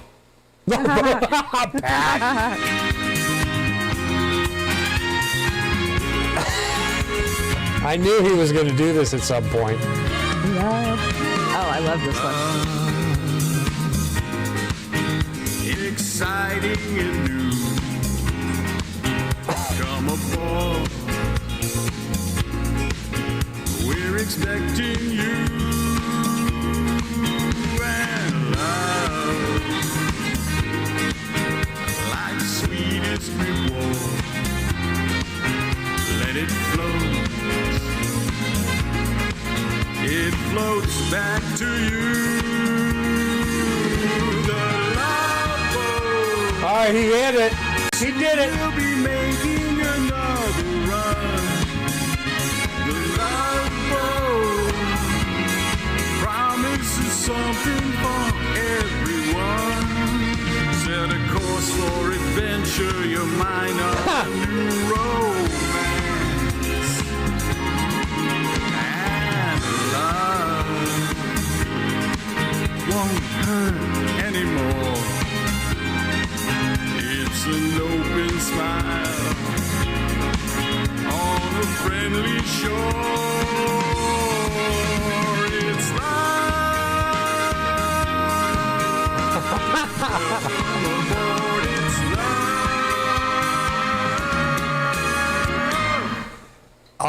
I can say is Brother Graham Elwood better get his brother Pat, the Batman fan, on his show to do some talent stuff. That's great. Oh, yeah. Great, Pat. Yeah. I love the way Chanda was just singing along the whole time. Oh, Shanda's into it, man. I was raised by 80s television. Are you Me kidding? too. I Yeah. can sing them all. Yeah. The best is come on, knock at my door. Three's company. That is new. Yeah, and Pat's got the moves on that too. That's what I That really is great. like.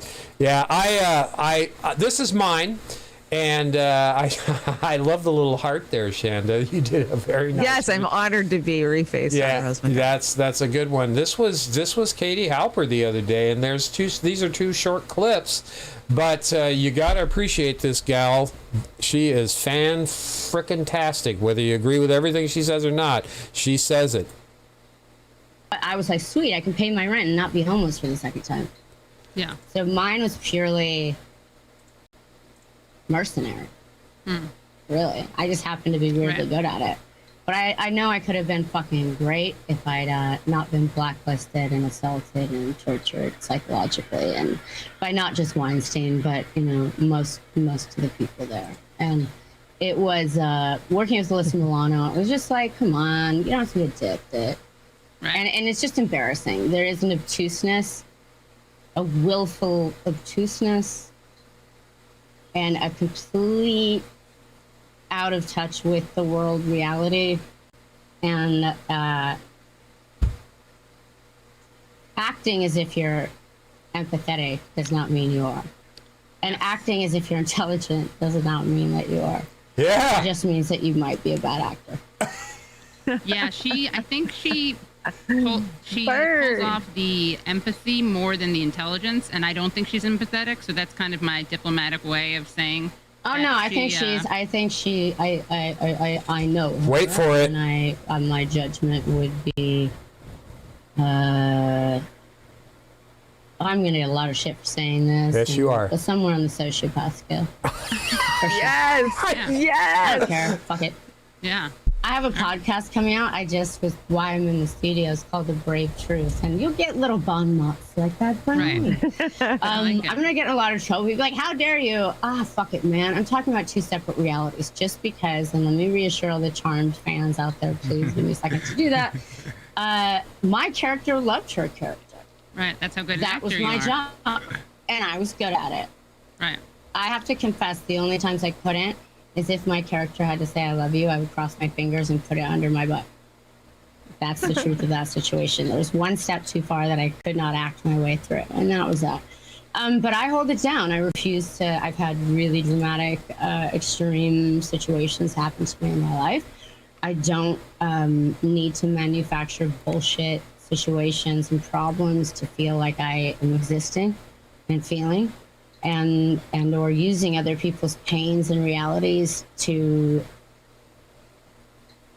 maybe, it's like when a serial killer kills an animal to see if they can feel something. Boy. I think she laid it out pretty clear, don't you? Yeah, that was pretty awesome. Yeah, you gotta love her. I don't know if you. I don't know if you guys know this. Alyssa Milano's brother was one of my closest friends in Hollywood for a long time. I went to Alyssa Milano's remember wedding. you saying that. Yeah. I went to Alyssa Milano's brother's Corey's wedding. Oh, I'm sorry, Pasta. Should have saved this one. And I gotta just tell you that you have another one to play, or it's really short. Go right ahead. Go ahead. All right. Yeah. Good. Well, hey, at least we get to hear some other side here, possibly. Here, let's play this. And then there's the 4.5 month award season, which it's interesting to watch the ones that are formed differently, the Europeans, the South Africans, the wherever, in the Chinese, whoever's getting up there, and their encounter. I always like watching their dissonance that, like on a stage in this strange disreality that they know because they grew up on the outside is pretty much bullshit. And the other part of it, when people get up and cry, I'm like, why? You hate everybody in that room. You know them all. Yeah. That's the agent that fucked you over and fucked you when you're 12. That's the Academy voter that said you'd never make it because your teeth aren't movie star teeth. That's who they're crying about their approbation and approval. There's always like, can we just talk about like reality for a second? There's nothing wrong with them getting together and having a party to celebrate their art and their craft. Fuck no. Maybe it shouldn't be televised. All right, Pasta. You have my apologies for that if it rubbed you wrong. No, not at all. I mean, I haven't spoke to Alyssa in a long time. I really was never close with her. I was close with her brother. However, I've been around the family a lot, you know what I'm saying? And they were great people growing up. Alyssa's mom was always awesome to me, and she always tried to help me out and everything like that. But I think people have to realize, too, as well, and I'm not making excuses, that Alyssa was kind of like, she grew up in this industry at a very young age. Yeah. She did Annie in New York off Broadway. They brought her out to L.A. to be Tony Danza's little daughter and Who's the Boss and whatnot. So there was always a disconnect between reality and actually growing up in that world. And I always thought that at one point, you know what I'm saying, she would develop this kind of sense of Stockholm syndrome, and she really has. You know what I'm saying? And, you know, Rose is a different situation. Rose is, you know, she wasn't a childhood actor and kind of brought up and grew up in that kind of mentality. And so therefore she can always separate what was really going on with them and what was really going on in reality and kind of distinguish between the two and then eventually speak on it. And she's been a hero about it, and she's been awesome since she's done that. And I really want to tip my hat off to her. And I'm not making excuses for Alyssa Milano too as well. I mean, I know the girl, she used to, I was so impressed with Alyssa's early activism, the way she was going to Africa and she was trying to get people who didn't have water, young kids in villages, water. And I really didn't think it was for show. I thought it was sincere. I always kind of felt that by Alyssa, and I always told her those are the things that really just impressed me about her.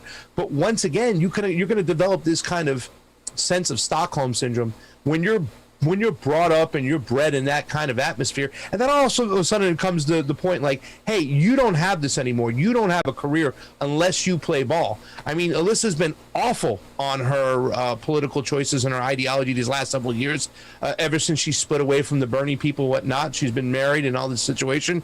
And it really is a shame. But for me, I always see the person inside there that's kind of crying out and, you know, just kind of like set on this kind of like cruise control, this kind of like, you know, hypnotized mentality and just staying in that lane and just all part of this whole system right now. It really is a shame because it was a child that grew up in this business and not making excuses. You know, I've seen her have her whole ideology now. In fact, when she put out that she was having on her show Sorry Not Sorry, Adam Schiff, and I blasted her, and her brother kind of was like, hey man, chill on out. And I was like, yeah, I got it, whatnot, let me kind of back off. And it has been disappointing, but I've seen the good in them. And you know, even though I'm not in contact with them anymore, I really don't talk to them. It's just a shame sometimes, but it also tells you the power of Hollywood and what they can do and how they can kind of just totally, you know, hypnotize people to do what they got to do. And once again, her livelihood depends on her playing ball, I would say. And man, is she playing ball. Okay. You know, I think you're right about, I think they mean well. I really do think a lot of the limousine libs. Yeah, we said that earlier. Well. Yeah, they want Chanda. to help Yeah, I people. agree. They don't want people to be starving or homeless, but they're just so misinformed and co-opted and into this neo-lib, you know, mentality. They think they are helping people. Yeah. Yeah, absolutely. And again, you know, when you're married, when your spouse is so entrenched in the political game and the CAA, and my opinion of the CAA is they're just pimps for up and coming actresses and actors to pimp out to Hollywood elites. I truly do. I think that, and her husband now, he's working with Donald Trump investors, so there's more pressure on her there. So as I have empathy for people who are playing the game, that takes a toll on them that we have no idea, unless you've been through it, what it can do to them. So yeah, on that side of it, yes, I absolutely detest every tweet that Alyssa Milano makes in this day and age, and I don't even punch up on her. I don't think I do necessarily, and this was probably the most punching up on her that I've done. Is Not me. I punch on her constantly. Yeah, I know. You I admit you it. punch on I own everybody. it. Go ahead. I hate it. Listen, I hate her rhetoric. I hate everything she's saying. Yeah. this whole playing the victim right now. Like people say you're washed up, you're a stupid actor, and it's like, oh my God, I'm getting attacked. No, you're getting attacked. She causes so much damage, though. Her co-opting of the Me Too movement just negated so many people that really had important stories to tell, like Tara Reid. You know, just that was the tough. That's her political ideology. You know. Yeah, absolutely. And once again, it was like, if you don't play ball, you have no career. And when you're brought up in that business since you're like 8, 9 years old, you know, I think she was 8 or 9 when she was flown out to be Who's the Boss, or 10. She was young. I mean, she was bred in Hollywood pretty much. It gets really scary when you say you're not going to have anything because they're the ones making decisions, and you play ball. Otherwise, you're out of here. And don't get me wrong. Like I said, I just saw her for the last couple of days, and it took every ounce of my fiber not to respond to her or say something when she's like, oh, people say you're washed up and stupid and whatnot. And she's like, look at me, look how they're attacking me. This is sexist. This is bullshit and whatnot. It's like, no, they're attacking you because you sold them out. You was talking about, you were part of the whole Me Too movement, right? And then you're going to sit there and say it's okay. Joe Biden is my friend. Go and vote for him. Exactly. I mean, it's disgusting. She makes her bed. She has to sleep in it. But I mean, Rose has the ability, because once again, Rose wasn't brought up in the industry. Yeah, she talks about that. Yeah, she's a realist. You know, she can understand the difference between the two. Yeah, and something inside her said, you know what? I don't give a shit about my career. I'm gonna stay. I'm gonna stand on the site what's right and what's wrong, and I'm gonna speak my word. So I mean, Rose is just a true freaking champion. I love her. I love what she's saying. I love what she's doing. Unfortunately, Alyssa's going to have to sleep in her own bed. Yeah, and we run into that a lot, even with our sisters and brothers of social media. And I'll just cite, you know, TYT. I mean, how long did Jimmy wait before he punched him back in the face? You know, a long time. And he compromised his principles during that time, in my opinion. You know him better than we do, but you know, and I think that was such a release at that point with Force the Vote. It is a release, and I think what Rose did is a release. Yeah, I do too. And like we were saying about Mikey, I mean, we're not going to agree with him, and this week's been particularly rough in that department. But I think at his core, he's a nice guy, and we're on the page of doing right by people, other than playing the wrong game for the wrong team. That's my thing. So, playing for the teams. Yeah, that's all I can say. Anyway, before we let Pasta close out the show tonight, Shanda's going to bring her show, and this is the creepiest reface I think that you've done yet, Chanda. I think you did this, didn't you? Did I do this? But you, oh my God, who's that on the right over there? That's me. I know. That's me. That's you. I Treat Williams. That would be hair. 1976. 77. We got a movie here, and then Pasta. We're going to give you the rest of the show to just talk about auditing over in Arizona, and then we're going to go out and say goodnight to everybody. It's been a great show, and before I start the movie, I just want to say the studio has been 5 by 5. Solid tone. It feels right. And I think, Pasta, you remember before you guys left for Arizona, I was telling you something didn't feel right. Well, it was bad shape. But anyway, what's this movie we got here before we Okay, so normally I do an animation, but this is a sci-fi short, Transhumanist. Oh my God, another creepy one, Shanda? Oh, it's creepy. I look for the out with her clips. Oh my God, she gets. Oh my God, I'm nightmares. All right, well, Pasta, take a drink, lube your throat up, because I know you got some really interesting stuff to tell us tonight. So here we go. Watch the movie, everybody, and we're going to be back with Pasta from the Convo Couch talking about the Arizona audit.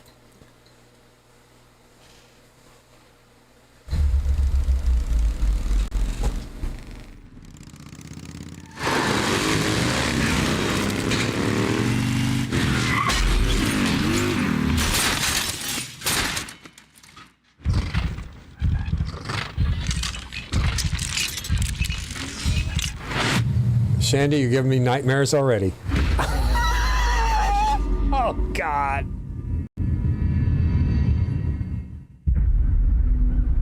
I always wanted to be somebody. Somebody people remember. That's how I got hooked.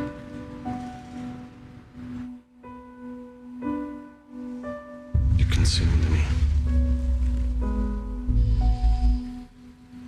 friends, their family, they're all gone.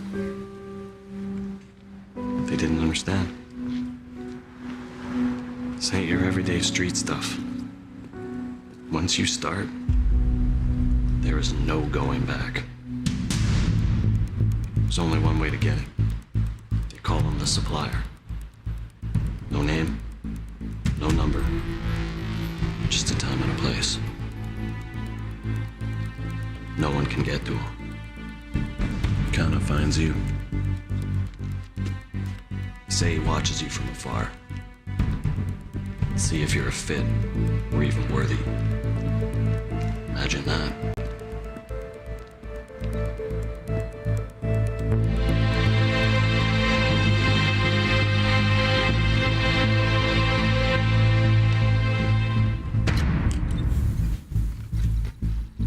They call it mech.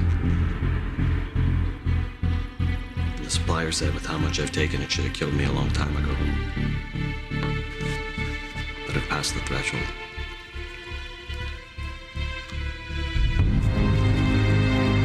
The more I used, the more it changed me.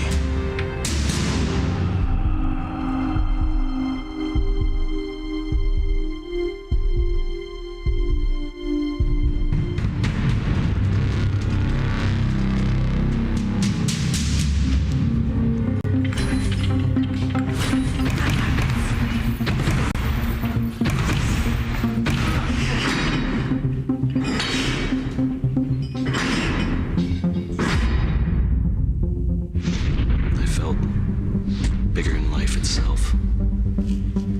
Better. Stronger. Why would I stop?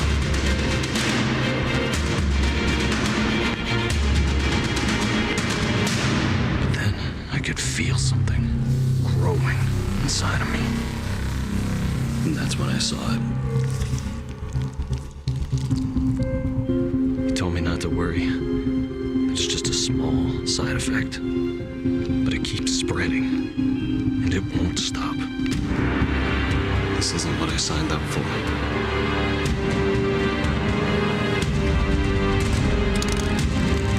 don't know if it's the mechanism in my head.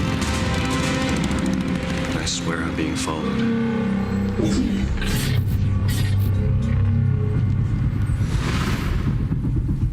Last thing he said to me was, they know you've passed the threshold. Be careful. They'll be coming for you. Then 2 weeks ago, the supplier vanished. Now, it won't stop growing.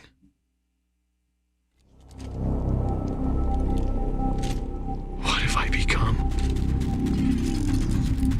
Will it ever stop?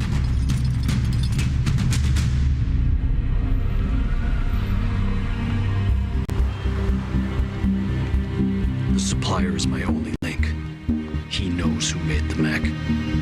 I have to find him before there's nothing left of me.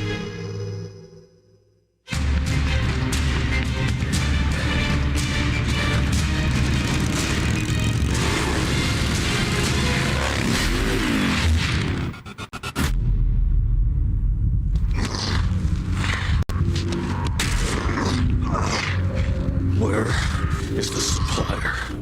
I see you've passed the threshold. You're not the only one.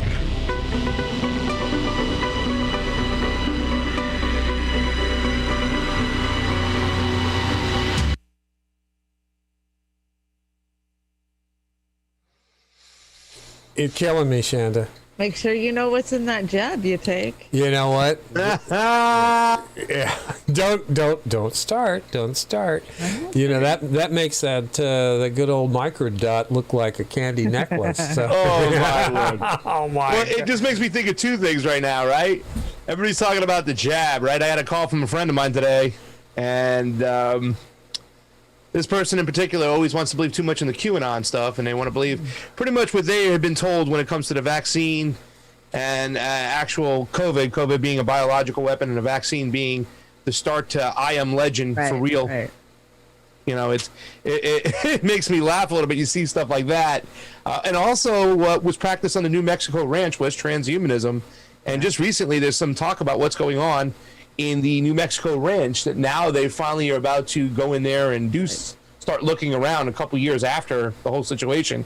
Everybody's talked about the Lolita Express in Epstein Island, but not enough people have talked about what was really going on in New Mexico. Yeah, I covered practicing transhumanism. Did you know that it's the governor and the governor's brother? They're powerful energy guys that own all that freaking land and gave it to Epstein. Oh yeah. I mean, there's connections from the old Governor King and Richardson, King, and in fact, before the indictments came out and they would seize the ranch, I did a story on it, and I think it's the number 2 or 3 watched video of the combo couch, and I said, listen, ladies and gentlemen, this news ain't out there, this is just my opinion, but watch for Mr. Bill Richardson to be named in the indictments, because he's always been a little what's the word, a little capitulator of the Clinton, a little crony of the Clintons, and we know how Bill was all friendly with Jeffrey Epstein. Oh yeah. Sure enough, they released some documents, and Bill Richardson was named. So what's going on in New Mexico, and I got to go through every single ounce of that. I believe his name is Shadow Ban Refugee. I don't know if he's on here today, and I think he comes and watches some of our stuff. You heard him talk on Poikinen's call-in show the other day. He talked about some amazing stuff, and they need to get in there. They need to go through the walls, and they need to look underground. Supposedly there's tunnels in there and shit. So transhumanism was taking place over there in New Mexico, and we need to know more about it. Yes, we do need to know more about it. I don't think it was a plan or something that he was thinking of doing. He was operating, and that thing had been up and operating for a long time, I think. And been funded by some dirty people, including Bill Gates. Big wigs, some big people, including Bill Gates. Yeah, exactly. And then he gave Gates money too, supposedly. Yeah, it was just craziness what's going on. But it's not going to be talked about. It'll be swept under the rug. Ghislaine will, cut a deal. Yeah. They'll throw something at us to appease us, like, oh, she's going to prison for this amount of time. But it's the end of it. They're not going to name names. We're not going to find out. It was the world's most elite and powerful people. Yeah, and Steve said it best. All we know for a fact that Epstein Island has just been relocated. That's all. Yeah, it's somewhere else. That's what I've been saying too. We had Kim Iverson on, and I said that, and Kim said, no, I don't think so. I think that they got shut down. No, it's been relocated. Remember that, Oz? Yeah, I did. Nobody's paying the price. They ain't stopping. I do. I'd like to talk to Kim a little bit more about that at some point, see if she's changed her mind lately. Right. So anyway, yeah. Are you ready, Pasta? We're going to give you the screen, man. Yeah. Tell us about Arizona. Yeah. First of all, you got 24 people watching on the Rockfin and only 13 thumbs up. Please help my brothers sisters over here at Roar Media. Let's hit the like button. Let's get their algorithm up over here on Rockfin. Same thing over on YouTube. If you haven't signed up on Rockfin, ROKFIN, please do so, because when you got truth tellers like Oz, Chanda, and Amber, you'll never know when the tech overlords will come down and shut them up. So that's why it's so important that we help them build this platform over here on Rockfin. And sure enough, the other day when we had a fundraiser, and we had one of our super fans, Mike Unge, who was doubling our donations. We even had Roar Media jump in on the love and the fun, and we had our best fundraising day ever on Rockfin, and you guys really paved the way for us to go out to Arizona and cover this election, this audit, of the election, of the 2020 election. And man, it's been exciting for election integrity geeks like ourselves. And we went out there and we've talked to a lot of Republicans, believe it or not, because that's who the ones who are kind of pushing for the audit. It's not just a Republican audit, it's a people's audit. The people of Maricopa County and the people of Arizona requested this audit for certain reasons. Something just didn't add up with their election. So therefore, we went there on the spot to witness the audit and to talk to people involved, including Mark Fincham, which we just released a video on YouTube. We will put it up on Rockfin later on today. Mark Fincham is a representative of the Arizona State Assembly, and he held the first hearing, and then Giuliani and his team came in and they talked about it and what went on. Had some crazy testimony, had some great whistleblowers that really kind of exposed what had happened in Maricopa County. One, in fact, they had the main thing they look for, which election integrity activists look for when it comes to seeing if election is fair or not, is voting patterns. They look for spike in voting patterns, and they had some crazy spikes over there in the voting patterns. And there was a whistleblower who said that in Pima County, which is a county not too far from Maricopa, that 35,000 votes were distributed out to Democratic candidates across the board. So they started looking at the voting pattern and they saw a lot of irregularities. And on top of that, they had another whistleblower come in and talk about the adjudication process, which was just off the charts. We don't have the exact numbers on that, but the adjudication process usually means it's when the tabulation machine flags a ballot and says this ballot's no good, something's wrong with it. There's either a crinkle mark, it's not filled out properly. It then has to be adjudicated by an election integrity team and pushed through. Well, the average, according to the EAC, is 1 in 250,000 ballots in this particular case, and that's like something like 0.000 something percent. In this particular case, almost 11% of the ballots were adjudicated in Maricopa County. So there's something up over there.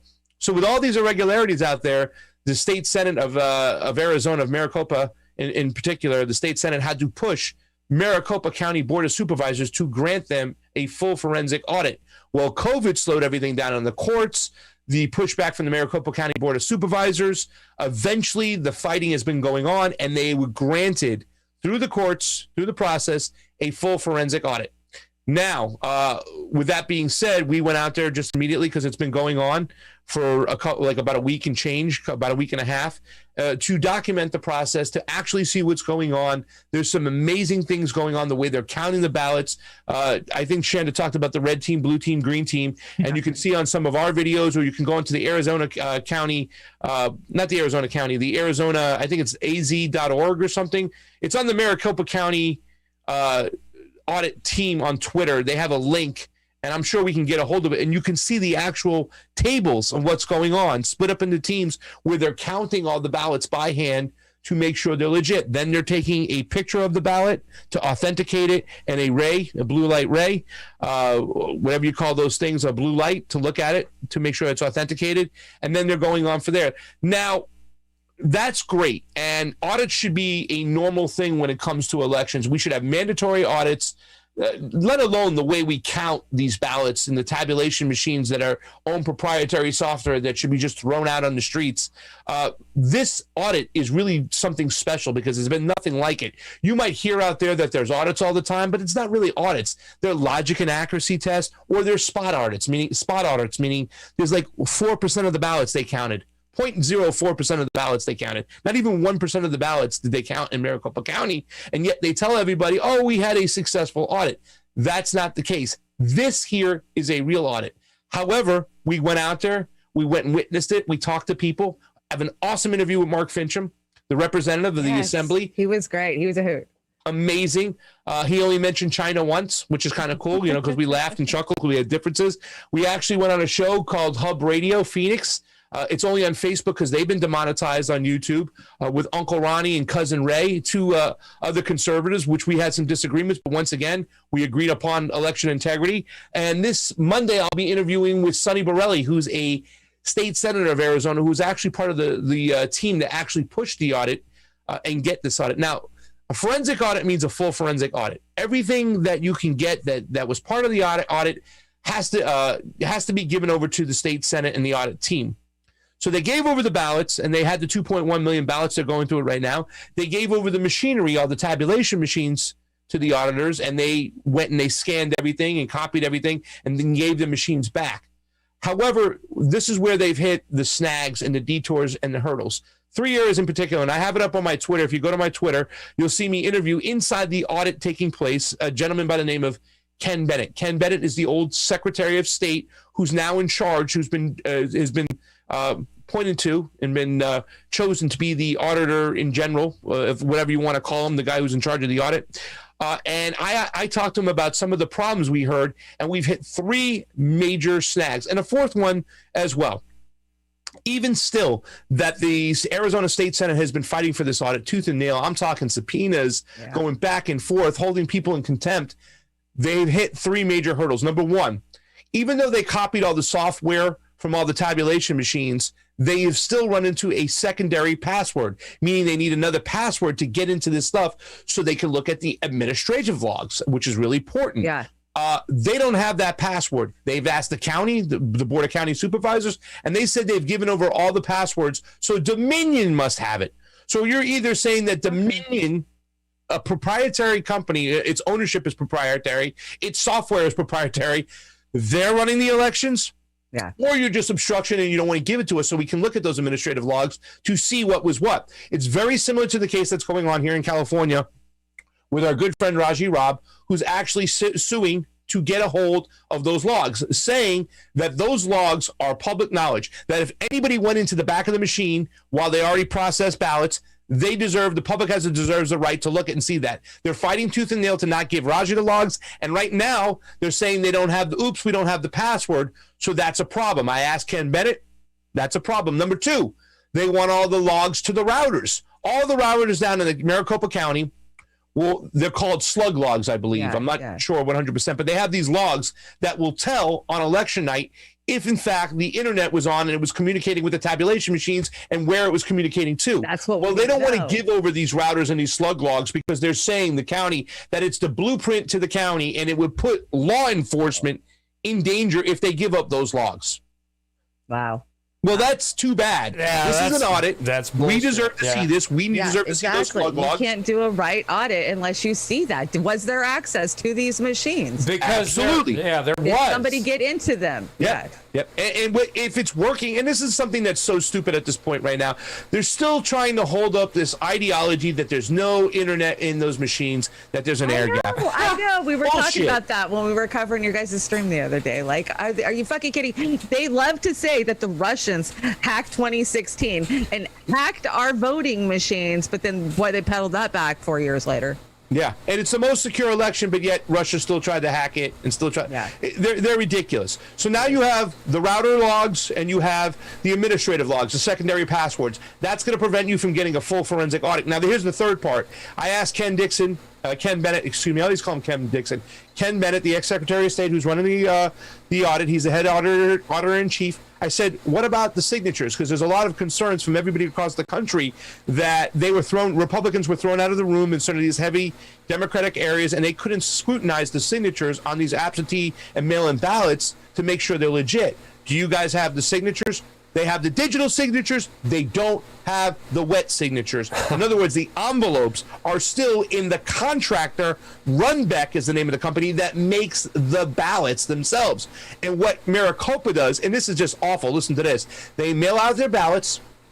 They send them out to the voter. The voter then sends them back to Maricopa. Maricopa doesn't canvass them. They take the mail-in ballots and the absentee ballots back to Runbeck, in which they canvass them, take them out of the envelope, run the envelopes and the signatures through a machine, and then digitally send them back to Maricopa County to Whoa!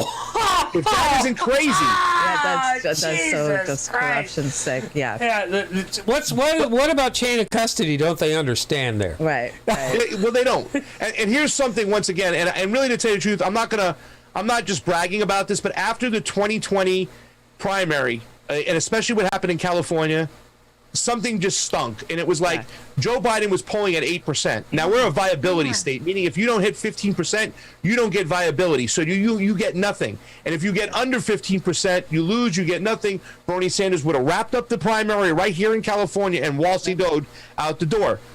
Super Tuesday, the day before Super Tuesday was Monday.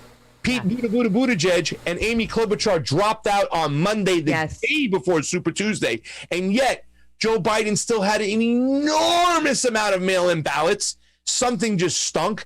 They could have clustered, in other words, got a bunch of extra ballots, take them in. And when people say, well, how are you going to get extra ballots? I'll explain that in a second. But you can get an bunch of extra ballots. You can walk them in with ballot harvesting. I can walk in 1,000 ballots and drop them off. But something stunk, because if he dropped off on a Monday, and at that time, Buttigieg and Klobuchar were ahead of Joe Biden. She was in fourth. Buttigieg was in second. Biden was in fifth, but yet he still received, Joe Biden, an enormous amount of mail-in ballots, and nobody questioned it. And my poker mind was like, something's going on. So I started looking up the contracts, and we got a hold of the contracts. Raji Robb actually got a hold of the contracts with his case. And we started looking at like these companies, and everybody has to start doing this across America. They don't do this enough. Look and see who has the contracts for your absentee ballots. Look and see who owns these companies. Yeah. Well, it will turn out just like Dominion, just like ES&S, just like Smartmatic. You don't know who the major stakeholders are in these companies, because it's like a hedge fund of a zombie company of another hedge fund. So not only is their software proprietary when it comes to tabulation machines, so is their ownership. Same thing with these companies who make these ballots. Once again, what are they hiding? And if you look at these contracts and you start realizing, okay, they're going to mail out ballots to everybody on the voter roll, right? That's what they changed. A lot of these secretaries of states who went around the state legislative bodies, which they're not allowed to do, to change these rules to say, we're going to send a ballot out to everybody on the voter roll. Well, if 80% of them hit their mark, what happens to the other 20% of those ballots? Do they go back to the original company who mailed them out? Are they on record to be shredded? Are they in holding? Where's the chain of the custody there? There is none. So in the case of California, which is K&H, which K&H is up in your state, making our ballots, and they mail it out to everybody on the voter roll. And these are not clean, updated voter rolls, ladies and gentlemen. No, never. They have a lot of names on there that people have moved, people have died, and so you have all these extra ballots. What do they do with those ballots? We need a system that's going to say, in the chain of custody, when the ballot gets mailed out and it goes back, that ballot has to be either shred, it has to be in the public's eye. This is why absentee mail-in ballots are so bad. And a lot of people didn't even understand that that's how Runbeck is doing the whole mail-in ballot, that they get it back, they take a picture of the signature, and then they send it to the county. Yeah, that's that insane. is just friggin' ludicrous. Totally. So we don't have those wet ballots. In other words, they didn't in Maricopa in the audit, they have not received the ballot of the envelopes with the signatures on it. They only have the digital images, and for some reason, here it comes. Cyber Ninjas, which is the main contractor doing the work, is not going to be permitted to check those signatures. It's going to have to be another contractor or something, because they have smeared Cyber Ninjas, made them look dirty. And I guess I have to ask Sonny Borrelia this on Monday, like, what's the course of action now? Because I know a lot of people around the country, they want the voter polls checked, the registration polls. They want those checked to make sure those addresses are legit, the people are still there, and they want to make sure those signatures match as well. So there are 3 hurdles in this audit. And the 4th hurdle was now the Department of Justice has been contacted. This is something I've been telling my followers for a long, long time. If there are privacy issues, in other words, if the auditors show that they're not protecting the privacy of the voter, and this is something crazy, on your ballot there's no name, but sometimes people write their name on the ballot. Yeah. They're considering that a breach of privacy. So the feds can come in, grab everything and say, sorry, no, we're taking this now. You're not protecting everybody's privacy and their right to vote, and be private about it. Hold on to the material, run the clock out after 22 months, destroy everything, and be done with. Wow. So that is always a concern, and they have now contacted the Department of the DOJ, Katie Hobbs, Secretary of State, many other people on the Brennan Group, another neoliberal think tank, has contacted the DOJ, has contacted the Biden team, and you can tell they're all onto this because the mainstream media is now shitting their pants. Joy Reid, Rachel Maddow, Keith Olbermann, they are starting to quake. They are saying that this audit is fugazi, it's bad, it's a fraud. Why are we doing this? And it's just mind-blowing for a second to think checks and balances in a electoral system is bad. Exactly, because they're scared they're going to get found out for what they've been doing for fucking years now. If you're a Bernie supporter who truly was out there on the front lines, you know exactly what they've been doing, and we saw it in 2016, we saw it in 2020. And it that's has the to be thing. called out. It has to be. If it wasn't Trump, and by the way, we got 20 thumbs up. Way to go, guys. Love you guys. Thanks, guys. But by the way, I mean, that's the thing that's so crazy. People really do have TDS. I've heard people say, I don't care about the process. I just care the fact that Trump's out and he needs to be out. That's ridiculous. That's sick. Because we're That's not out there fighting for Donald Trump against Joe Biden. That is even though I ridiculous, felt that Donald Trump rightfully won against Joe Biden because there's so much stuff that Doesn't mean I wanted him to, but we're fighting for every single grassroots candidate out there that's going to get cheated and has been cheated by these same practices in our elections. Because if they can do it to Donald Trump, they'll do it to your grassroots candidate, and that's what they're doing. We need to fix the framework of our election, and that's what I'm hoping comes out of this. In the Mark Fincham interview, he said, listen, Pasta, they come out with a report and they say this is the evidence, Joe Biden won after this audit and it was a fair audit, I'm going to accept those results. Yeah. That's what he's saying. And a lot of people will too.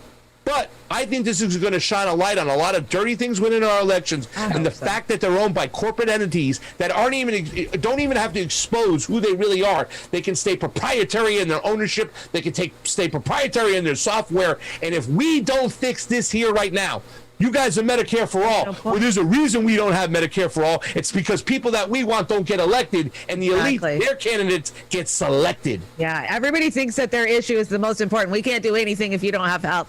You can't do anything if you don't have a roof over your head. You can't do anything for being blown up with nukes. The point is we cannot change any of it while we have a corrupt system that we can't get any integrity, even proof that there's some integrity. Yeah, yeah. It's not about left, right, blue, red. It's about integrity, transparency, and it's more about populism, because that's what's going to really happen. They're still trying to pit us against each other, team blue versus team red, conservative versus liberal, and stuff like that. But there's a lot of things that we, the people, can agree on, and the populism will prevail in a fair system. If we don't get a fair system, it's never going to change. And shame on Bernie Sanders, because he's the one. What a cuck. In 2016, in that primary, Jared Beck in Florida, my man Nico House forced this whole issue, brought this case up. The Democratic lawyer, Bruce Spivak, said in a courtroom, hey, listen, the Democratic Party can go in the back room, fill with cigar smoke, and pick whoever we want. We should have planted our flag right then and there and said, okay, no more. We're fixing these elections, because just like Garland Favorito in Georgia told us the other day, it used to be progressives, guys. It was a small group of progressives fighting for election integrity. Now it's a bunch of Trumpers, and a lot of progressives are now turned ahead because it's Donald Trump, and they can't let the orange man win. I mean, man, if you've seen it, you got to fight for it. So we'll probably be back in Arizona in a couple weeks, if I had to guess. On the 14th, they have to close up for a little while. That's going to create some optic problems. On the 14th, where they're at the Veterans Memorial Coliseum, graduation's supposed to go through. From what I understand, they're going to take all the materials, all the ballots, everything, put it in a secure area in one of those back rooms with cameras on it. And once the graduation ends, they'll wheel the stuff out and start over again. They want to be thorough about this. They want to take their time. But just like I said, we have to get answers on these roadblocks once again, because really, to tell you the truth, the Maricopa County Board of Supervisors and the Secretary of State, they should be held in contempt. They're active. They're playing dumb, like they don't have password to get into the administrative logs. This is a forensic audit. We're supposed to look at everything here, and now you don't want to give us the router logs to see if the intranet was working with the computers? Get out of here. So crazy. Well, we so appreciate what you guys are doing over on the couch, and being out there on the road. Nobody else was going to be on the ground reporting on these. It's so important. What you guys are doing is everything. I mean, it really is. So we back you 100%, and we're so glad that you're out there. Well, thank you, man. And thank you guys for having us on the show. And I love the fact that we're collaborating with the people we love. Roar Media, Slow News Day, MCSC Network, all those guys, Frank Analysis and stuff. It's like, I think people kind of the cream has risen to the top of truthness. You know what I'm saying? You can either be a truth teller and you can say what's on your mind and you can speak the truth, or you can just capitulate to what sounds good. It's hard doing this shit, because let me tell you something. Election integrity is not a sexy subject. People rather hear us bag on AOC and some of the neo-libs and go after Republicans rather than listen to what's going on in the framework of our elections. They don't want to hear it, and it's a shame, because this stuff is so important. Like we said, we want real change. Shit, if 70% of the people out there believe in Medicare for all, Republican and Democrat, how come we don't have it? Maybe the power mechanism, which is the elections and putting their representatives in, is what they're doing. And to tell you the truth, the fact is, the way these elections are run, no respecting progressive should ever stand by these results, guys, because the system is so bullshit that you can't stand behind these results. They have to be looked into. They have to be changed. Oz, you still with us? Oh, I'm just sitting here, just pooping my pants. He's so right on. I know. So again, if you are so bold as to say that you don't think anything needs to be audited, especially an election, you're out of your frickin' mind. And then the couple of times that I got into it with a couple of people, I mean, it's like, really? You've already lost this debate. You can't have a system of voting without an audit. You should have an audit that's mandatory after each one of these elections, and you should pick the states that were closest and some of the states that were furthest apart. And that's how the math works. That's how it works. And if people knew how a real audit actually worked, they would be appalled at what's happening right now with all the blocking that Arizona's getting doing doing this audit. This is crazy and ridiculous. So, and New Hampshire's on deck, guys. I'll tell New you. Hampshire's on deck. There's some stuff going on there, and that's the situation right now. From what I understood is that their recount triggered an automatic audit. Good. However, their selectmen, I believe they call them, they're kind of like an assemblyman. There's only 4 of them. It's a small area in New Hampshire, in this one particular county. They're picking their own team, and the people are like, no, we're not going to take your cronies of the establishment. No, don't do it. And they Yeah. had their own fundraising to get their own people in an audit, and one of those people is Javon Hutton Pulitzer, who said some amazing stuff. But, you know, here's something else, too, guys. I have to talk about this really quickly, too, as well, because what's happening now is the establishment is trying to muddy the waters and trying to undermine this audit by taking little QAnon bites and kind of thrusting it on the auditors. Oh, yeah. Not only are they saying that the auditors are the same people who were in the insurrection in January 6th, they're really floating this whole bamboo idea. And this is the problem with Javon Hutton Pulitzer, which he said some amazing stuff, but when he kind of every once in a while says something about China, they're going to take that and blow it out of context, and they're like, look what they're doing. They're looking for bamboo in the paper. We need to shut down this audit. These QAnoners are ridiculous. And so much they even thrusted on a guy like John Brakey, who's a Democrat, and that's the beautiful thing about John Brakey right now. You might not agree with John Brakey about people left and right. You know, they might not agree with him on everything, but John Brakey is a progressive Democrat who is standing up for an audit. He's standing up for fair, transparent elections, and that's something that's great about him. And the optics, they really are starting to hate on John Brakey because they're like, why are you doing this and standing behind this right-wing audit? It shouldn't be classified as a right-wing audit. Yeah, that's ridiculous. Classified as the people's audit. People's and for audit, them to say it's exactly. all about bamboo in China and try to really obfuscate and muddy the waters, no, they're trying to authenticate these ballots. All the ballots by federal law have to be made out of 20% recyclable paper. So they can, if they're made in Kinko's down the street and they're no good, we should be able to spot it. You know what I'm saying? Yeah. But that's what they're doing. They're really trying to twist things here, and it's a shame because a lot of people are buying into it. Yeah, they truly are, and honestly, you know, this is going to be a form of contention forever. This is almost a no-win situation from my perspective, Pasta, is that if they do not allow this audit to conclude, people on the other side of this thing, reasonable people that want to see an audited election are going to lose their shit forever. They are going to strike a blow to election integrity that will never heal up. And if they come back and allow it to go through, they're going to badmouth it and they're going to use the Joy Reids and all the Rachel Maddows, and they're going to say, well, that was a phony audit and don't pass the results. So the establishment has control of the mass media in this country. So it's a double-edged sword, but they have to let this go through. If they don't let it go through, they're out of their minds, or they have so much hubris that they don't give a damn like everything else they're doing these days. That's what I say. I can't tell you one of the actions that the auditors have done to kind of secure themselves a little bit more time. I can't leak that information. I will talk about it after, but there have been precautionary measures put in place to try to prevent the feds coming in from seizing everything and that's what stopping they're this doing. audit. Yeah, that's what they're going to try and do. So yeah. So yeah, absolutely. And you know something too as well? When we were going through this whole process and you had Giuliani and his team whatnot, they were saying a lot of great things. They were talking the right language. They were looking in the right areas. They didn't mention proprietary software. They concentrated on the company Dominion, and I didn't like that.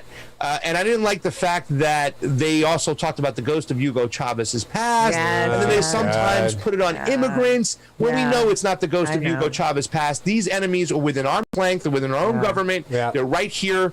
You know what I'm saying? It's not about Hugo Chavez, and we even have evidence. We interviewed somebody, Clinton Curtis out of Florida, who was talking about he got approached to make this software 2 years before the date that Hugo Chavez did this. Now, I'm not saying Hugo Chavez wouldn't invest in this stuff, but it's not coming from the lonely socialist government that they have to pull their ideology in there. And to think that so many immigrants voted to switch an election is really stupid.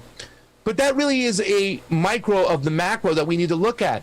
Every time we talk to a lot of Republican people, and we talk to a lot of Republicans and Trumpers in Arizona when we went there, there's always going to be little bits and pieces of things we don't agree with them. Sure. But just because we don't agree with them on those things, we don't throw the cancer culture into things. We look for the things we do agree upon. Absolutely. And then we talk about those things, and we try to fix those things together. But there's a big strong effort to stop the little people, the little plebs down below, from doing that, and it's being controlled by the people up top who just want to use the divide and conquer method. Yep. And a lot of progressives are playing that game, and they shouldn't. No, they shouldn't. Don't play the game. Yeah, they're crapping in their own kitchen with that one. Yep. So Be an adult and talk to people who don't agree with you. That's right. You got to do that. Well, be sure to tune in all week to the Convo Couch. Sounds like you've got a good interview coming up on Monday, and I'm excited to see your follow-up to all of this reporting. I'm excited for Thursday. That's what I'm excited for. Well, we want to see you guys back up and live every chance you possibly get. So if there's any way that Roar can help you guys, myself included, we'll be there. Guys do. We'll be there for you. Always. And again, we love you. Yeah. We love you guys, and you just keep speaking truth to power. We got any announcements there, Chanda? No, we're back on normal schedule this week since our studio. I mean, come on, we took it for a long test drive tonight. We've been on 2.5 hours and we haven't crashed yet. So I think we're good to go all week. We'll do a Monday night dive. And then I know Miss Amber King's working on a Brave New Future for Friday night. And of course, another episode of Beauty and the Boomer next Saturday. Oh, yeah. Pasta, you got some announcements for the couch? No, that's it. We're just going to keep on doing what we're doing. We just got back from Arizona, so obviously we're just going to keep on rocking in the free world and talking about this stuff. If you haven't read Fee's article, What Happened in Georgia, she also put out a great thread of what's going down in Arizona, so go check out Fee's Twitter. My Twitter has a couple interviews from Ken Bennett, and that will talk about those 3 issues we talked about. You can hear it straight from the horse's mouth. Don't just take my word on it. Go take a look at it yourself. And so, yeah, we're going to be following up on all that stuff when it comes to our elections, no matter what. It's a focus point right now, and we're going to keep our eyes on what's going on in New Hampshire. And who knows, we might even get our butt out there, because when you go there and you talk to people, you really come up with some great information. It was great to talk to Ken Bennett and get his opinion. And like I said, it's straight from the horse's mouth. It's the guy who's running the audit, so he can tell you what's going on. And all the election integrity activists, or just everyday Americans who are really concerned with our elections, they should be raising hell right now. Pick up the phone, call Katie Hobbs, tell her to stop putting up hurdles, give all the auditors what they want, what they need to have a full forensic audit, and let's get this done. Because once we do this, if we can crack through right here and we can change the framework. And let me tell you something, Oz.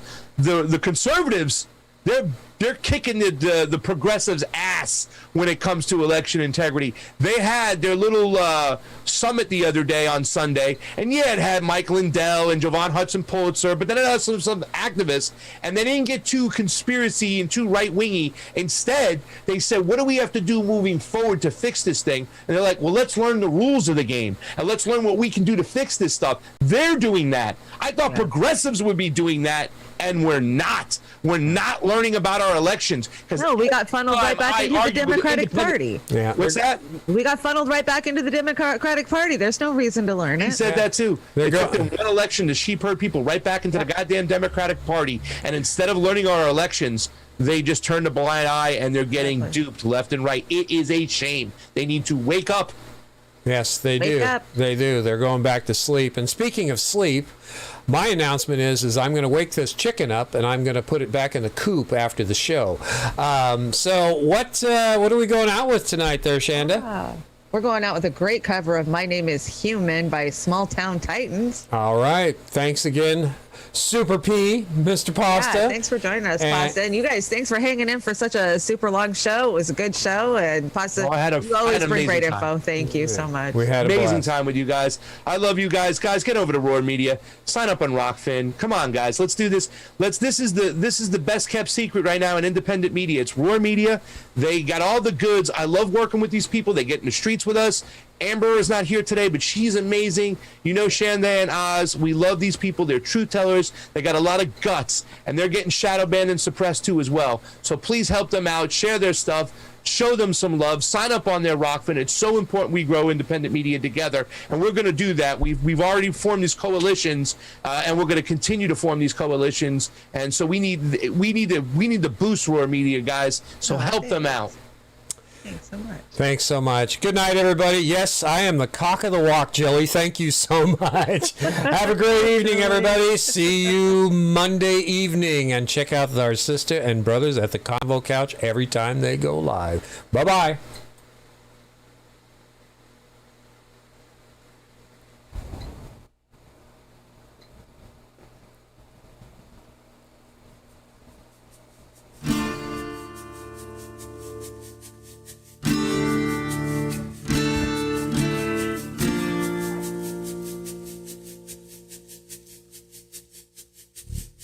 Okay.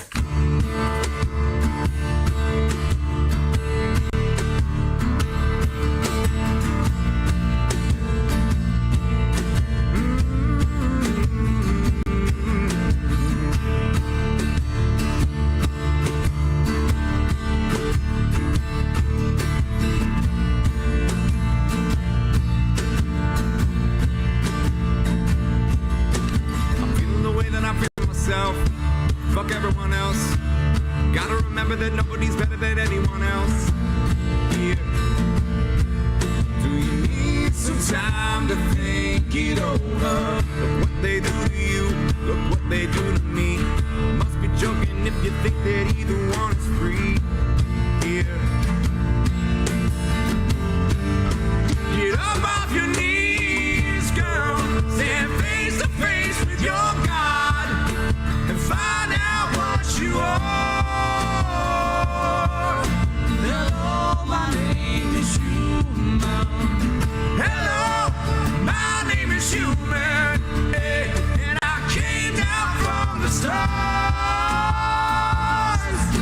Hello, my name is Human.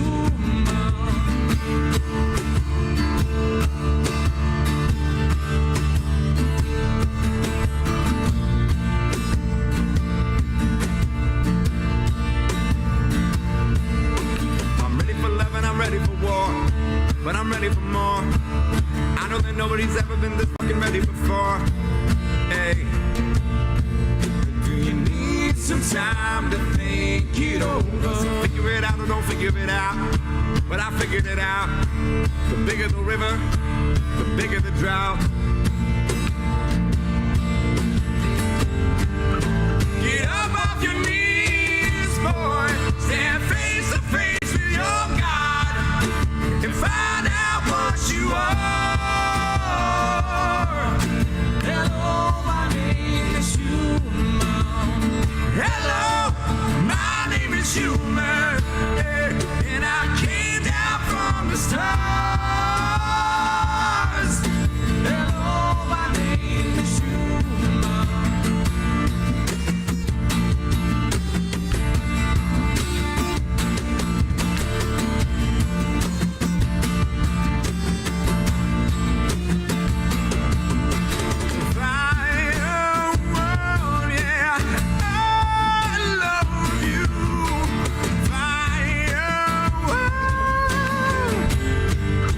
I'm up off my knees, girl, and I'm face to face with myself. I know who I am. Hello, my name's Human. I stole the power from the sun. I'm more than just a man. No longer disillusion. Not asking questions have answered. I came out from the stars. I couldn't live. What I'm chasing. Hello, my name is Human. And I came out from the stars. Not asking questions. I'm taking my chance.